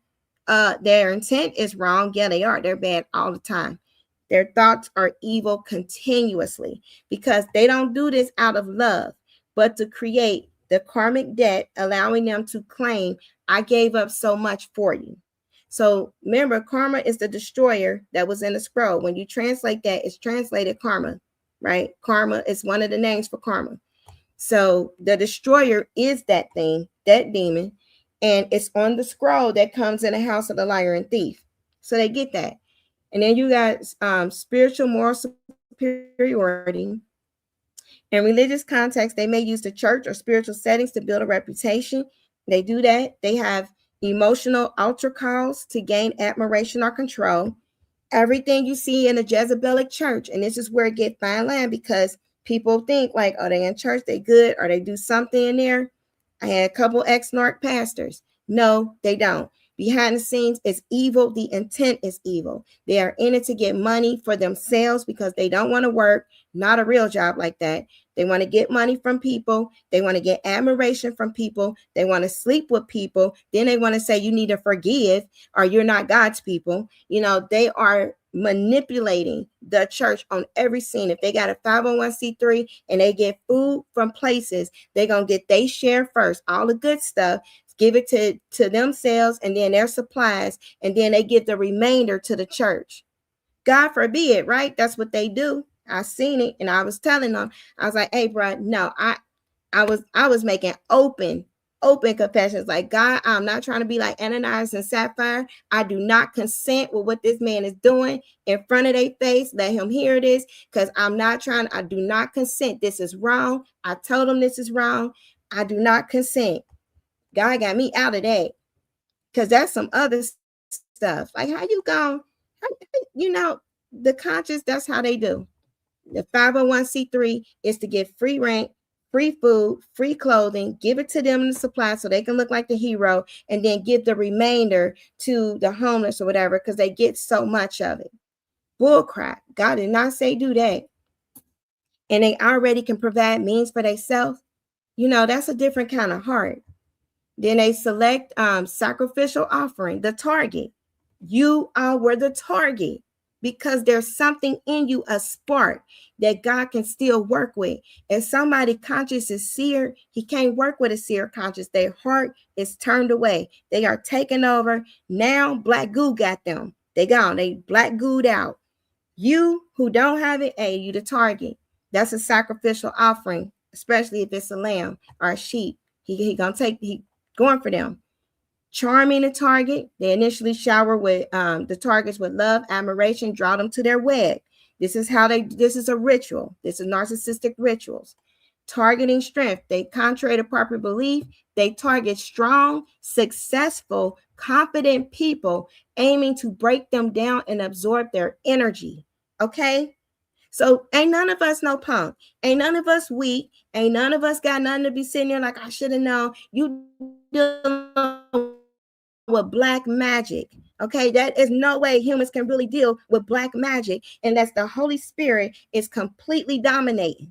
And if some things got blurred because of family and stuff, and they caught you, Satan creates a storm. They caught you in a rough time. Okay, they caught you in a time that a perfect storm was created.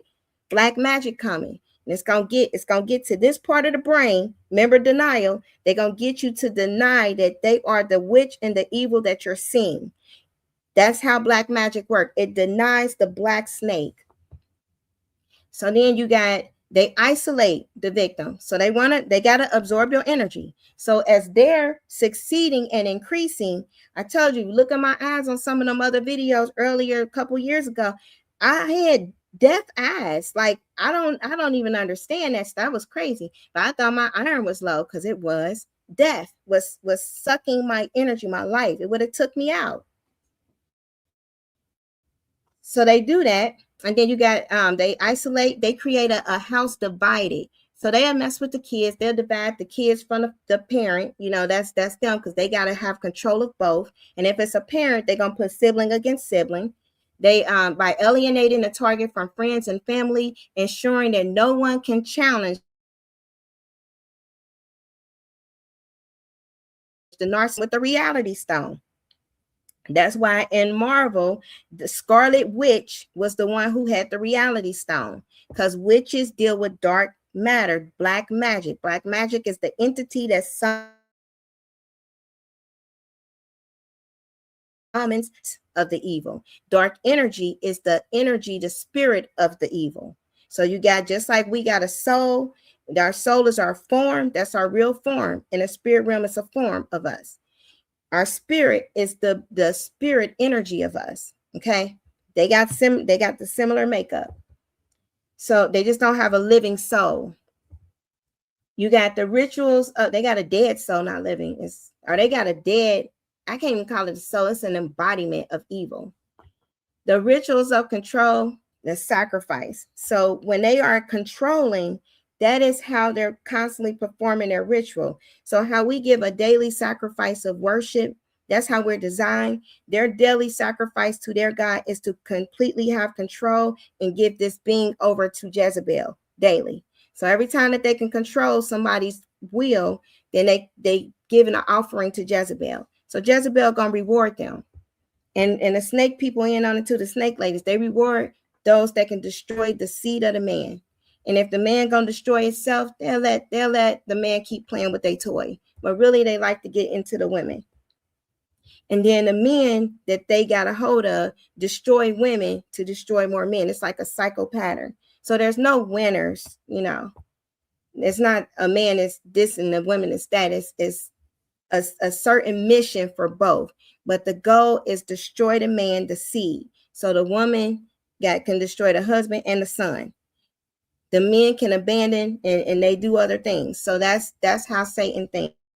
He thinks generational.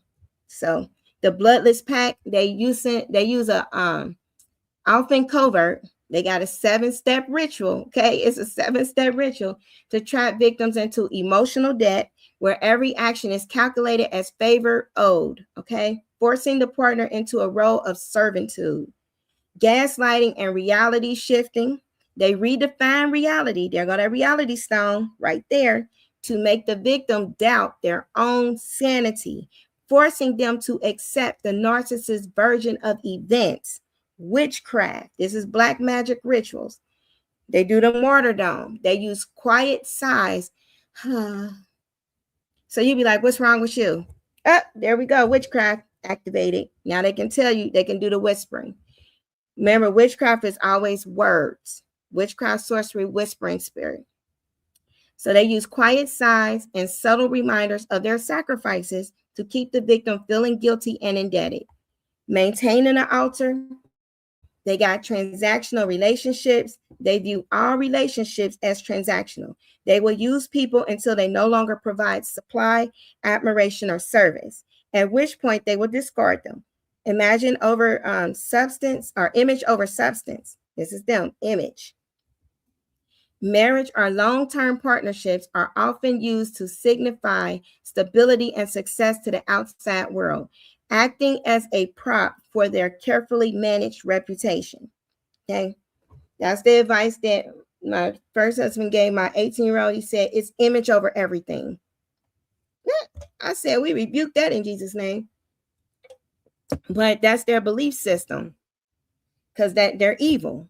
You know, we dealing with some, we can't sugarcoat this stuff. We in the end of the age, okay? We in the apocalypse. When we gonna tell the truth? You know, when it explodes? No, we gonna tell the truth now. We dealing with some whole demons, some of them hybrids. We don't know what the others are, but that's what we dealing with. And they have infiltrated humanity in the population.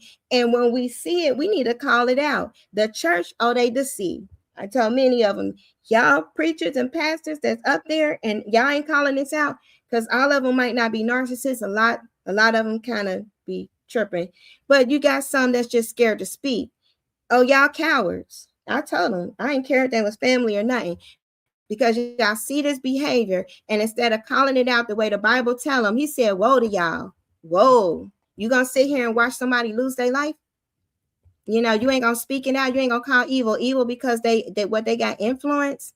So you a coward, you know, you got fear. No, call the thing out. You know, they were all like, because you had the pastors, then you got the people over them, or whatever they talk about. Those are doctrines of men. I was like, if none of y'all speak in Bible or the Holy Spirit, I don't think any of y'all should be talking right now, because everybody need to be repenting, because y'all held to the same standard as anybody in the pews. Now, when you got something up here that is reptilian on some other stuff, that is doing stuff to the people, harming, and you call it out, and as nothing is done but a reward and a shunning, oh, wow, woe to you. Because you know, it's not like you don't know, because you got all the evidence, and then you still gonna promote this person or have them in there. That means you making covenants with Satan.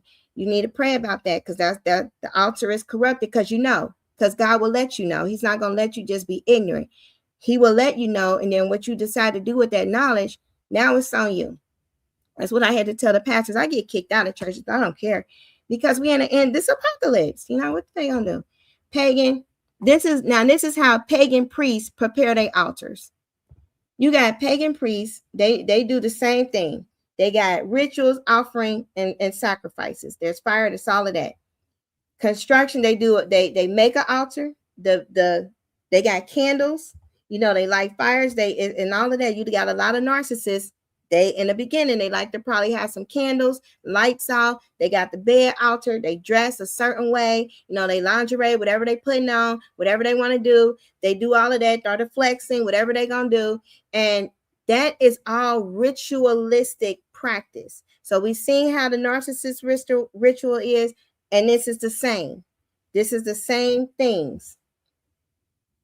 So we gotta call it what it is. They do a consecration and cleansing. That's probably the only time they're gonna really take a real good bath. Love bombing when they're making an initial sacrifice.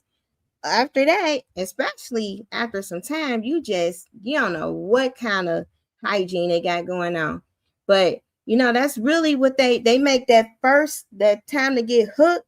When they really getting you on the sacrifice to get you hooked and get you under the control, they gonna do this consecration cleansing ritual. You know, they gonna bathe themselves. They gonna, you know, let's pray together. You know, they're gonna be doing spells and say my name. I'm gonna call you daddy. I'm gonna do this and that. Like, they say a bunch of things, and those are incantations. That we're gonna be together. This is joy, whatever they're gonna say. They say a lot, get you to say a lot. And that's what they do. And those are incantations, and those invoke spirits. So that's how they invoke Jezebel and all the other ones to come and start possessing you. They invoke incubus, succubus to enhance their performance. That's what they do. And those are the things that go and they enhance their performance. So you would think like this one can do all these tricks and they do all that. They invoke a spirit. The snake lady come, she do the the stuff where she can take the seed in. And then you got the other ones, they come, they can be flexible and stuff, but you're dealing with demons. And then they're going to be taking your life force. So if they can really get you sweating, they're taking life force. It's all about your life, your life force, the energy, because their kingdom is a dead kingdom, and they need energy. They need life force. They need blood. They need the seed of the man. That's how they feed, because each one has a life, so they want that. And then they do rituals. They decorate. A lot of times the narcissists do that too. And sacrificial focus. All of the love bombing, they be into the person and everything, and they handle the sacrifice a certain way. They might treat you different than they treated somebody else in that time. Like you might get more attention in the time that they're sacrificing you. So this is kind of how they go down. This is what altars need for maintenance. They need residue, they need fluids, they need food, they like to eat. And this is what we're dealing with. So I'm a end on that, because they are messing with a person's reality. So if you feel like I'm just tripping, or maybe like, this one, Deacon, I'm telling, they need to repent. It just come a point in time where, hey, when was the last time you read any scripture? They just need to repent, because some of the stuff, there was a deacon, he brought somebody there that, she was still actively dancing exotically. Like, God told me to bring this one, and, she doing what they do, like they just went out a few minutes ago. No, he didn't. And if that's the case, then you don't need to be in leadership, having other people thinking that this is okay when God said no. That's it. And their conscience is burnt out. Once you keep doing that, especially when you know God or you knew of him, and then you rejected him, that's a different kind of searing of the conscience. He'll get with the one who didn't know anything of him. Like you got some of these ones that had changed to mermaids and stuff, and he healed them. Like he got them all the way together. They knew nothing about him. They was just into some dark practices, and they start getting DNA manipulation, and he reversed it because they didn't know of him. But the ones that knew of him and gave it up and really ignoring him, whoa, they got many woes. A lot of the Jezebel is in the church. Whoa, like Jezebel's religious or spiritual. She doing something, he or she, they are doing something in the spirit realm. They got something going on with the spirit realm, because it's all tied to the occult. You can't do dark magic or black magic and manipulate matter in people. We're matter. Remember, we're made of matter. Can't manipulate people without magic, without black magic, without dark material like goo. So they do that, and they do that, and they love it. Like they don't hate it. They love doing what they do. They actually get a kick out of seeing you cry in pain. They like it. They get a kick out of manipulating you. They think it's funny.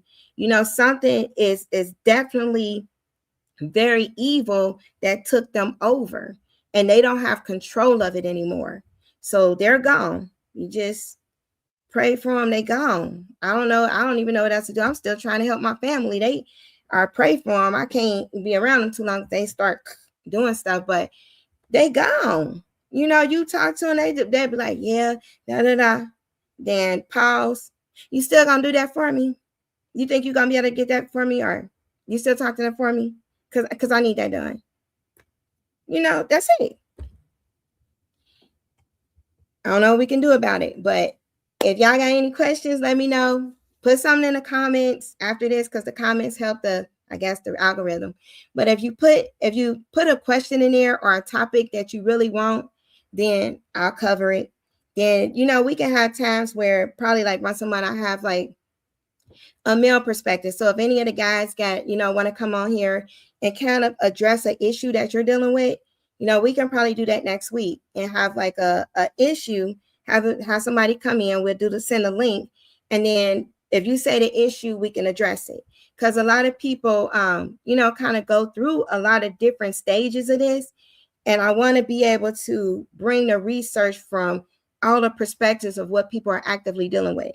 So if you're dealing with like my children, my baby mom, like I can't deal with the court stuff, you know, like if certain things are going on, then we want to at least address it so that we can show how this is the powers is like what they're doing and what we can do to help, you know, fight against it spiritually, because we're dealing with black magic. So there's always a higher court than the courts that we deal with. But I hope that helped. I'm done. This is like very long. I'm always like, all right, God, we're going to do 1 hour. But it's, you know, we got interviews that we listen to. So, and the interviews are helpful. But let me do this real quick. How can a person get free to never experience? So that's where, that's where this time was different. So going through these cycles, you got to stop. And then when you get out the last one, you got to be like, I'm not ever going through this again. And then you do what it takes to not go through it again. Like you deal with the singleness. So you got to have that time to where you are just one-on-one with God. Anytime God had to prepare somebody for purpose or cleanse them from whatever they went through, they had a time where they was just with him. Because you got to get your downloads from God. You got to train yourself to hear his voice. And then you got to, you know, every time is different. For me, since marriage, relationships, engagements was an addiction, because Jezebel, since that kingdom, like when you got to fight against Jezebel, because it's with your bloodline and there's some occult covenants, 3 years out, the first 2 years, I was all over the place. The third year, I was really understanding how I heard God without any external influence. Because my grandmother was a minister, but also had Jezebel. Like it's different when it's occult family stuff, and belief systems are kind of based on that. So I had to you got to tear down false beliefs. Step one, you got to realize, hey, everything that you thought you was believing is wrong because you're in a situation. So that's a hard truth, but that's the reality. Then you got to be like, okay, what is truth? So you start there, and then you got to ask God, no matter what it takes, I need for you to show me you. I need to know you personally. I need to feel you. I need to have a demonstration of you personally. And you keep diligently seeking him. I'm going to sit here, I'm going to knock and praise, worship you until I get a response, because I am crying out. I don't want to hear about you. I want to know you. So you do that, and you can do that in your closet. And then you go through those times with him. You start learning who he is. And you in your closet, you crying out, you praying, because in that broken place, he can meet you. So you go through that. Okay, that's 3. You recognize you was wrong. Everything is a lie. What is truth? God, I need to hear you. Then you got to hear his voice. And then you got to start renouncing and forgiving. You got to go through some deliverance. He gonna take you through that, because the demons that's inside got to come out. And he take you through it as you learn about it. God, what is this? I think I got unforgiveness. Get it out. Unforgiveness come out of me in Jesus' name. You can't stay here. You lay hands on your forehead, your chest, and your stomach. That's usually where they got a nest at. And then you start blowing and calling them things out. The way he say, do it in the Bible. Come out in Jesus' name. I bind your power. Get out of me. You can't stay in me no longer. I'm not serving you anymore. You come out of me, you unclean spirit. You ain't even got to know all their names. Just start calling out unclean spirits. Because if you was with a narcissist, they came in. If you didn't evict them, they're still in. And they're still manipulating your thoughts and behavior. So you got to call them out. Unclean spirits in my brain, get out of me in Jesus' name. That's the power and authority that he gave us, according to Mark, to do. And we got to command them, because our voice, our speech is action. They're not going to come out and we just sitting there like, I don't want to feel like this. I need them to go. No, you got to command them things out. Remember, they think you their home and they are stubborn. So you got to come out of me. This is not my thought. This thought do not align with truth. You come out of me in Jesus' name. That's a step. So you're going through that. Then you got to deal with the one in the mirror, the one that got the false you, that black snake that the lady said, I am you. You are me and I am you. Okay, that's the unloving spirit. That unloving spirit acts as an antichrist. Even though part of you love Christ, it becomes a double-mindedness. You become a two-spirited person. Half of you love Christ, half of you is serving this thing. So now you got to look in the mirror and you got to turn on that other you. I used to see an angry me in my mind, like there's an angry me somewhere. You got to turn on that you. That is not me. None of this was the real me getting into a relationship. This was all you unloving spirit. This is you. You get out of me. I'm not serving you. You don't have to give me rejection. You don't have to give me sadness or pain or hurt or crying. I don't need none of those things from you no more. I'm going to receive joy. I'm going to receive peace. You get out of me in Jesus' name. I don't need another relationship that you're going to send me to fail so I can get rejected. No, you getting out of me. You got to command that thing to get out of you. And you got to come out of agreement. So you got to come out of agreement with self-hatred, self-bitterness, self-resentment, all of the things that it gives you. That's step 4. So you're going through that deliverance process. While you're going through the deliverance process, you are also going through a healing process. So you are crying out to God to heal those soul wounds because you had a lot of wounding done. Wounding from childhood. God, I was so hurt. That hurt me so bad. Like I'm crying. Like that hurt me. I remember the time somebody called me a name. That was painful. Cry for that. Let him get them tears. He gonna collect them in a bottle. He gonna put them on a book that's gonna turn into prayers. Give him that pain. Be honest about the situation. I really love that person. So I thought, but even if it was fake, to me, it was real. I'm really mad that they with somebody. That hurts like crap. It sucks. You got to do all of that. You know, you're gonna have a very bipolar experience. I did, and God deal with all of that. I was like temper tantrum on the floor. Then I was cool. I was like, God, nah, I'm cool. He's like, nope, that's another you. You ain't cool. Going through some more. Then I'm puking again. Then it's like, oh, nah, this, that. Then I'm like checked out, spaced out for a while. That was dissociation. You know, he the only one who can really get these parts, especially if this has been going on from childhood. You know, you got to deal with dissociation. You got to deal with fantasy. Okay, I ain't gonna deal with nothing fantasy right now because I can't. If I'm attracted to fantasy, because I loved all the superhero movies. Don't get me wrong. I love them all. I was really into that. We'll go to Comic-Con and not everything. I'm attracted to fantasy. I'm going to have to dethrone fantasy for a minute. Hard, but I got to do it because, see, I'm attracted to the thing. I got to break down some altars. You know, if I like a certain type, hey, I can't look. You know, I ain't about to look at these movies and stuff that got relationship things going on. And I'm struggling right now on trying not to even think about that stuff. So it's a season where you consecrating yourself. You ain't watching that. You ain't watching people getting together and stuff because that's going to make you have them feelings until God gets it out. So you're going to be in your word. You're going to be in your worship. Anytime them rumination thoughts come, I start making up songs with God. There's so many songs that we'll start going. Me and the angels, we'll just get to going. We might be rapping, we might be singing. We're going to do something other than thinking about that. Worship will offset what is happening with the thoughts because the garment of praise, spirit of heaviness got to go. Those are laws. So we got to do that. You know, we got to do all of the hard things.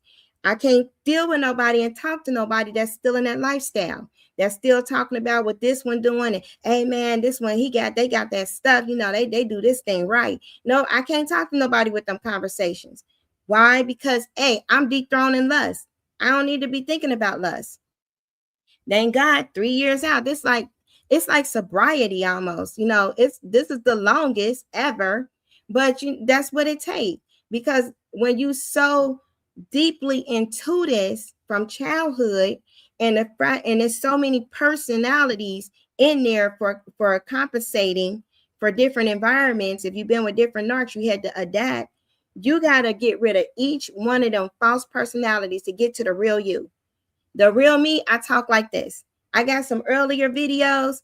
I'm talking professional, proper. The voice sounds weird to me. You know, because I'm just like a keep it real person. But then I'm like, oh, and then you got that. That was something else. You know, it's like you got to be real with how broken you are and all of these different yous. And then you got to be the real you. And you got to be okay with the real you. And even at work, wherever I'm at, whether I'm in a professional setting, whether I'm talking to people that are, you know, very high, what they would consider high. I talk to a lot of people, whether they government, whoever they are, I'm the same. I'm the same that I would talk to as my brother or anybody else. You can't have all these false different yous. And the workplace teach you like that. You got a professional you and issue. No, you just be you. They're going to have to deal with you because what you're doing is getting rid of every fake you. So it take that. Recognizing lies. Okay, I've been like, everything's false. 2, hey, what is truth? 3, God, I need to hear your voice. 4, demons, come on up out of me. I need to get rid of all of you. 5, I need to start healing some wounds. Bipolar experience. God, this was painful. Okay, this was painful. Okay, I forgive them. Now you're going through the 6. Let's do this forgiveness. Now that I'm my real self, my real whole self can start forgiving everybody and myself. You know, a lot of times you can forgive other people, but you don't forgive yourself. So you got to deal with self-forgiveness. Just like Matthew 5:44, you got to put your own name in there. I will bless you, Keisha, because you was cursing me. You know, you got to do that with yourself. And then I will, you know, all of that stuff. I will love you. You know, I will sit there and I will give you compliments. I will give you, I will sit there and I will nurture you. I will look and see, what do you need today, Keisha? Did you drink today? Did you eat today? Same thing you would do with the narcissist. But you got to do that for you because we abandon ourselves. So we connecting with God. We did that. And now we connecting with ourselves. Then we can start connecting with others. You know, once we're healed and once we're whole. And you forgive the narcissist. Oh, you're welcome. Yeah, yes, you can. Come on, man. Like the torment. I wish somebody would have been honest with me. And I grew up, my grandmother was in deliverance. Okay, so was the ex. When I'm telling you, some of these deliverance ministers, don't waste your money. That's all I can say. Because deliverance, his name is Yeshua. That was one of the first realities that really got me out of the Lulu. Looking up Strong's H344. 3444. Yeshua. I was like, his name is deliverance. This whole time, my whole thing was like, my ex took my deliverance. I was like, I'm supposed to be a deliverance minister. He took my deliverance ministry. He put the other person in the deliverance ministry. I started. God was like, who is deliverance? Am I not deliverance? I couldn't answer it, you know, but he is.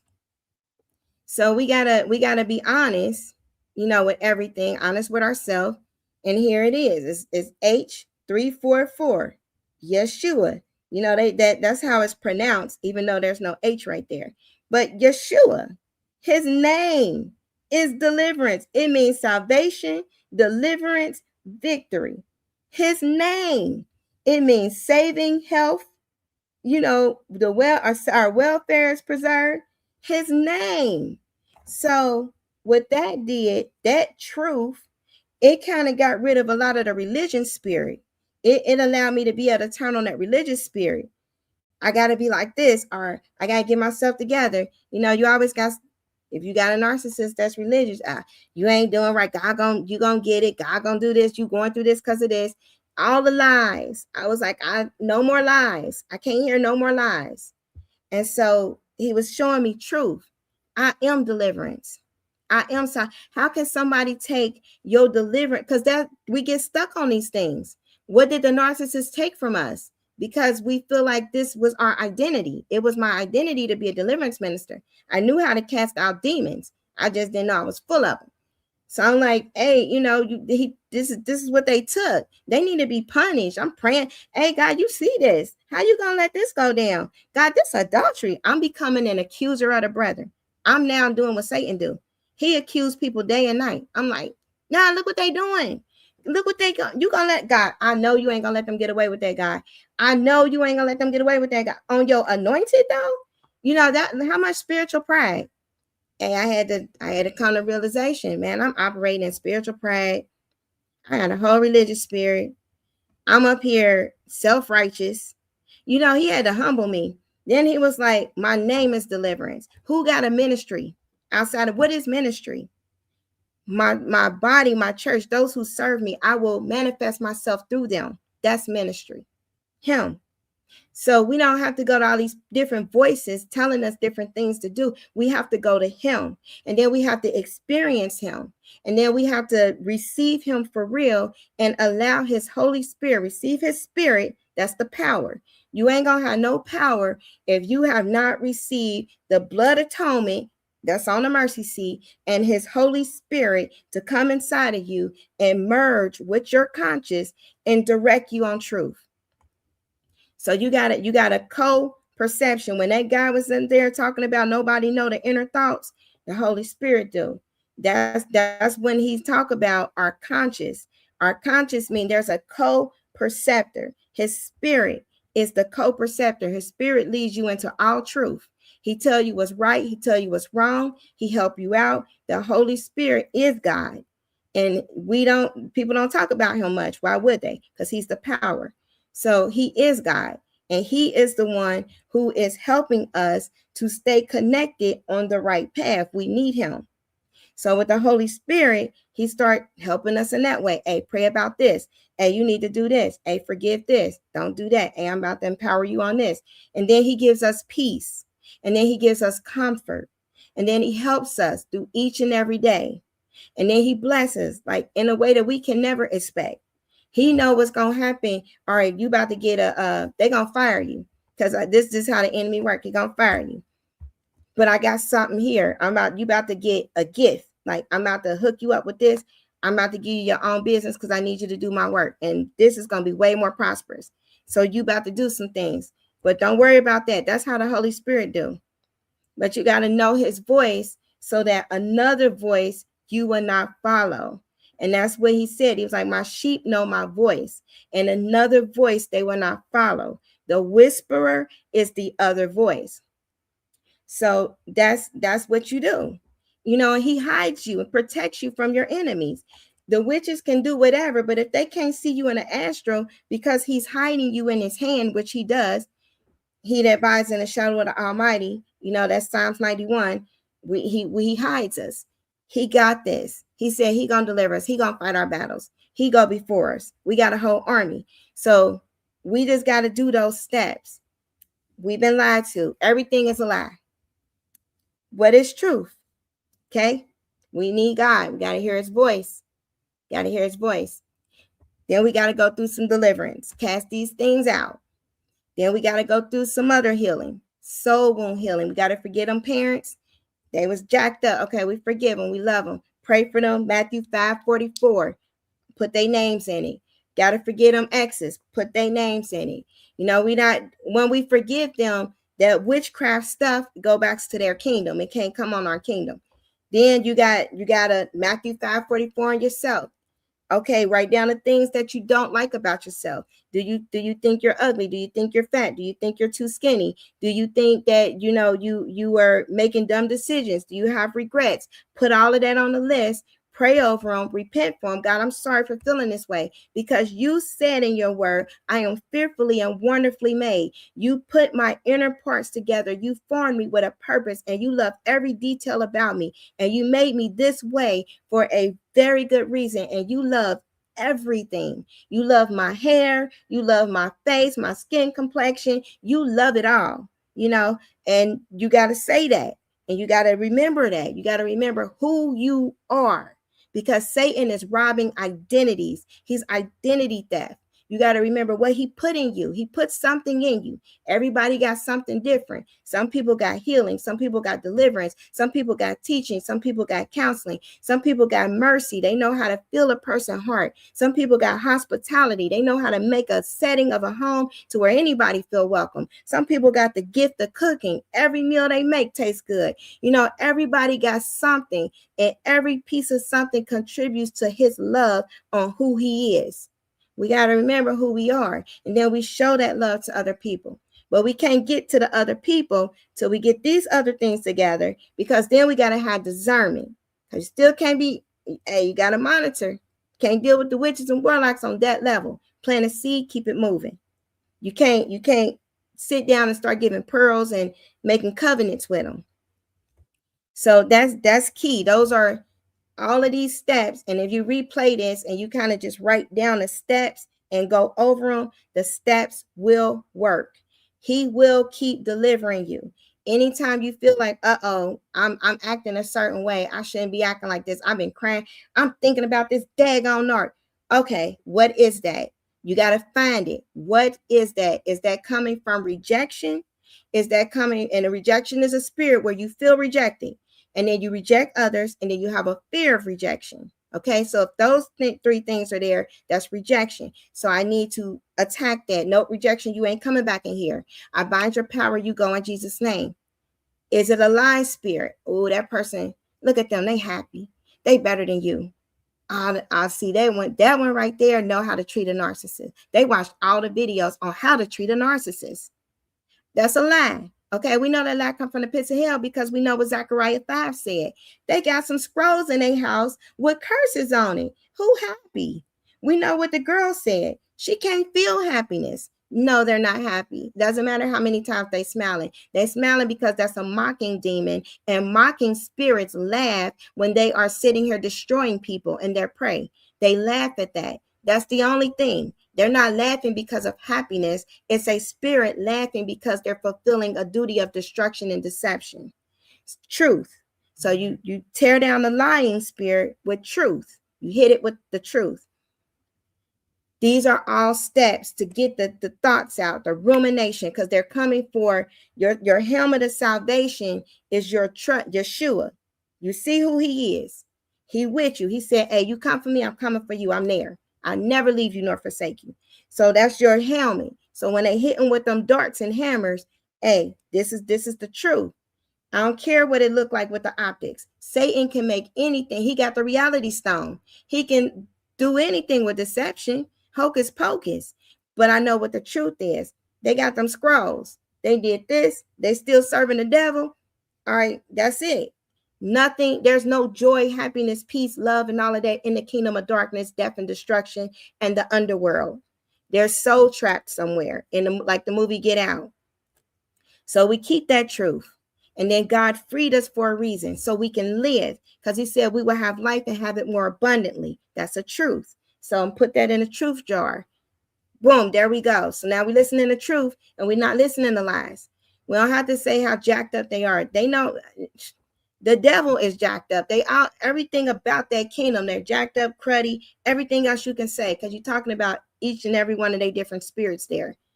But we got to focus on us because they train us to look at the outside at them. So now we got to retrain our brain to look at us. What do we need today? What are we eating today? What are we drinking today?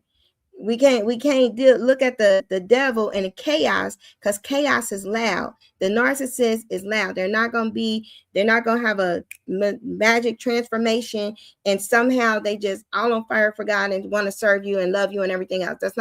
That's fantasy.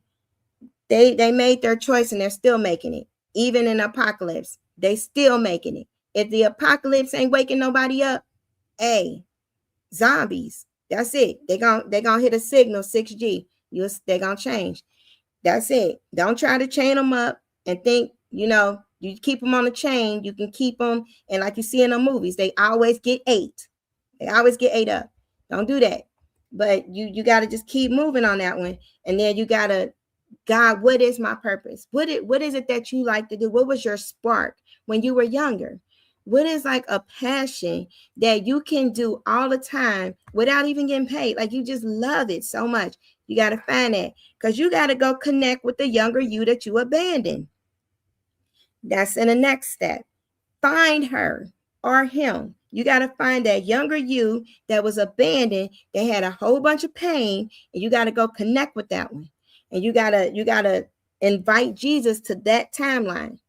And this is how it looks. When I was going through that deliverance, I'm like, hey, I had to talk to the 3-year-old you. I know that hurt real bad when your dad left and everything, and you was running and then you fell and you had a whole injury, and that was real bad. That was traumatic. It was traumatic. And there was like a dissociation moment. But hey, Jesus loved you. He picked you up. He knew that pain was there. That wasn't his plan. He was holding you. You know, he got a good plan for us. And years later, guess what? We make it, you know, so you don't have to dissociate anymore. You talk to that one. And then you talk to the 7-year-old. Hey, I know when all that stuff kept happening, you crying out, you writing letters, you keep getting all this abuse and everything. Hey, Jesus heard them letters. He loved you. He got a great plan for you. There's great things he do for us in the future. He show us his love. Hey, you know, you don't have to be angry at the world anymore. You don't have to, you know, sit there and cut God off or get mad or reinvent yourself, because he got a plan. He loves us. He actually gonna heal us. So invite him right there. You know, he got that healing for that particular pain. Invite him to the teenage you. I know this breakup was real bad. God understand. You don't have to be angry at the guys like, hey man, they whatever, I'm just done, I'm cool on it. You don't have to harden your heart, because he knew you had that compassion. He gonna use it later on in life. So hey, don't dissociate. Don't start daydreaming. Don't start recreating on who you want the ideal person to be. You don't have to do that anymore. He got us. He got us in this timeline. He loves us. And then you're gonna be crying out emotions from all of them different periods of things as he bring it to your remembrance. Hey, we know when your mom said that was painful. He ain't mean for you to go through that. He was right there with you. He said, don't listen to that. That's something speaking through your mom. I got great plans for you. I made you this way. I caused you to be an outspoken person because I have a purpose for your voice. So don't be ashamed of it. You know, they used to say, like, you sound like a kid. They call me Squeaky. You sound like a kid, blah, blah. All these things to silence your voice. You can't sing, you can't rap, blah, blah, blah, all these things. God was like, hey, don't matter. Your voice is going to stand out because I created it to stand out, because I got a plan for you. That's what you're telling the younger you. So don't stop talking. Don't silence yourself. Don't get fearful. Because I used to be very scared to speak. Like, I would never have done anything like this. I would give people the notes and everything so they can do it. And I would cheer them on. But I wouldn't speak because I'm like, I sound like a kid. I can fumble my words, you know, kind of how Moses was. But God was like, no, I created you to speak like that. I created you to be bold because you will tell the truth. And I need truth tellers in a time like this, in this hour. So that's what we tell our former self. And healing comes.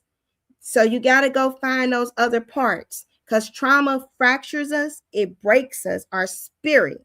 And when our spirit is broken, a part of us be in a whole different timeline. And we got to go get her. We got to go get him. You know, the things the men hear, you ain't supposed to cry. And you sitting there like, nah, I ain't crying. I'm tough, man. I don't care about that. No, you do care about that. It's very painful. Anybody would cry. Jesus like, man, hey, this is hard. You know, this is what Hosea went through when he had the harlot wife. It's horrible. The children were unloved and everything. He gave us an example. He said, but I got a remedy. I got a plan. You still have the ability to speak life over your seed. Every man has the ability to speak the blessing over their children. Don't speak a curse. Don't teach them an error. Speak a blessing. Even if you're not around them, speak that blessing. When you see in the Bible what all of them did, they grabbed them children, laid them hands. This is the blessing over your life. You will be prosperous. You will have a business. Daughter, you will be loved. You will have somebody who's going to love you for who you are. You will not be out there doing anything promiscuous or anything like that. The devil will not have you, but you will be a virtuous wife. You will be a virtuous woman, and you will be very well known in your land. Speak that over your children, even if they're not there. Hey, God, eternity, the spirit realm, your hand, you can be in proxy form. All you got to do is speak it. It's going straight to that seed. Okay, it's going to go where it's intended to go. That's how frequencies work. That's how voice work. That's how speech work. That's why AI is at war against words and truth. He said that in the World Economic Forum. So speak these things over your children. As a man, you got that authority. If you can't do nothing else because you got this little witch lady, you can do that for your children, and God will mend anything. Here, you'll be surprised what happened. Then before you know it, they drop the kids off like, I don't even feel like dealing with them. You deal with them. You know, okay. And God will send you somebody that'll help you with them kids. That's what he'll do. But what he's going to do, he's waiting on an action, because for him to move, it's got to be in his will. He looking for that next generation too. When he told me, he pulled me out, he said, it ain't just for you. Your seed was crying. I've seen the prayers of your children. And so that I can show myself as God, I had to pull you out of generational idolatry and iniquity and religiosity to save them. So this is how we get healed and whole. You know, we ain't gonna get healed constantly. Definitely ain't gonna get healed listening to the narcissist, self-aware, none of that. You're gonna still be in bondage for a long time. I did those things. You're only gonna think about them. You're gonna get healed knowing what happened, how to get out of this, and how to never ever let this happen again. You're gonna make up your mind. I'm not gonna be with another narcissist. Let me expose the cult, okay? Because I renounce it. So I hope that helped everybody. Like, I hope that, like, everything is a system, and that is the system. So if you got to hear this last part and write it down and apply it, please apply it to your life. Because my prayer to God every day, I be like, God, let a soul get free. You know, don't let people leave this message and still be bound. Let them get free. Let them get whatever they need to hear so they can get free. And when you say the prayer, like, I can do a group prayer, and the prayer will work. Like, there will be a prayer, but the prayer will be a seed. This, when you like going through this and experiencing God, people have to experience God. That's how they believe him. They have to experience his power, because that's what makes him different than any of these other gods out here. Because he said it, they're idols. They got eyes, but they can't see. They got ears, but they can't hear. They got a mouth, but they can't speak. So they're not going to be able to do the supernatural dunamis power of the living God. They're not going to be able to raise the dead. They're not going to be able to heal the sick. They're not going to be able to cast out demons. They can't do those things. Let any of them try. Not happening. They might be able to do a transfer healing. Witches can transfer sicknesses, but that person's still bound and tormented.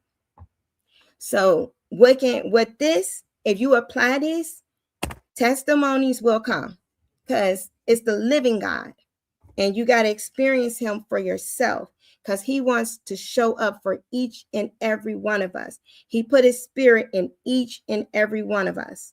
And then we all have a purpose, and then we help other people. And that's how we advance his kingdom and shut CERN down. Because they on some others, they crazy, they gone.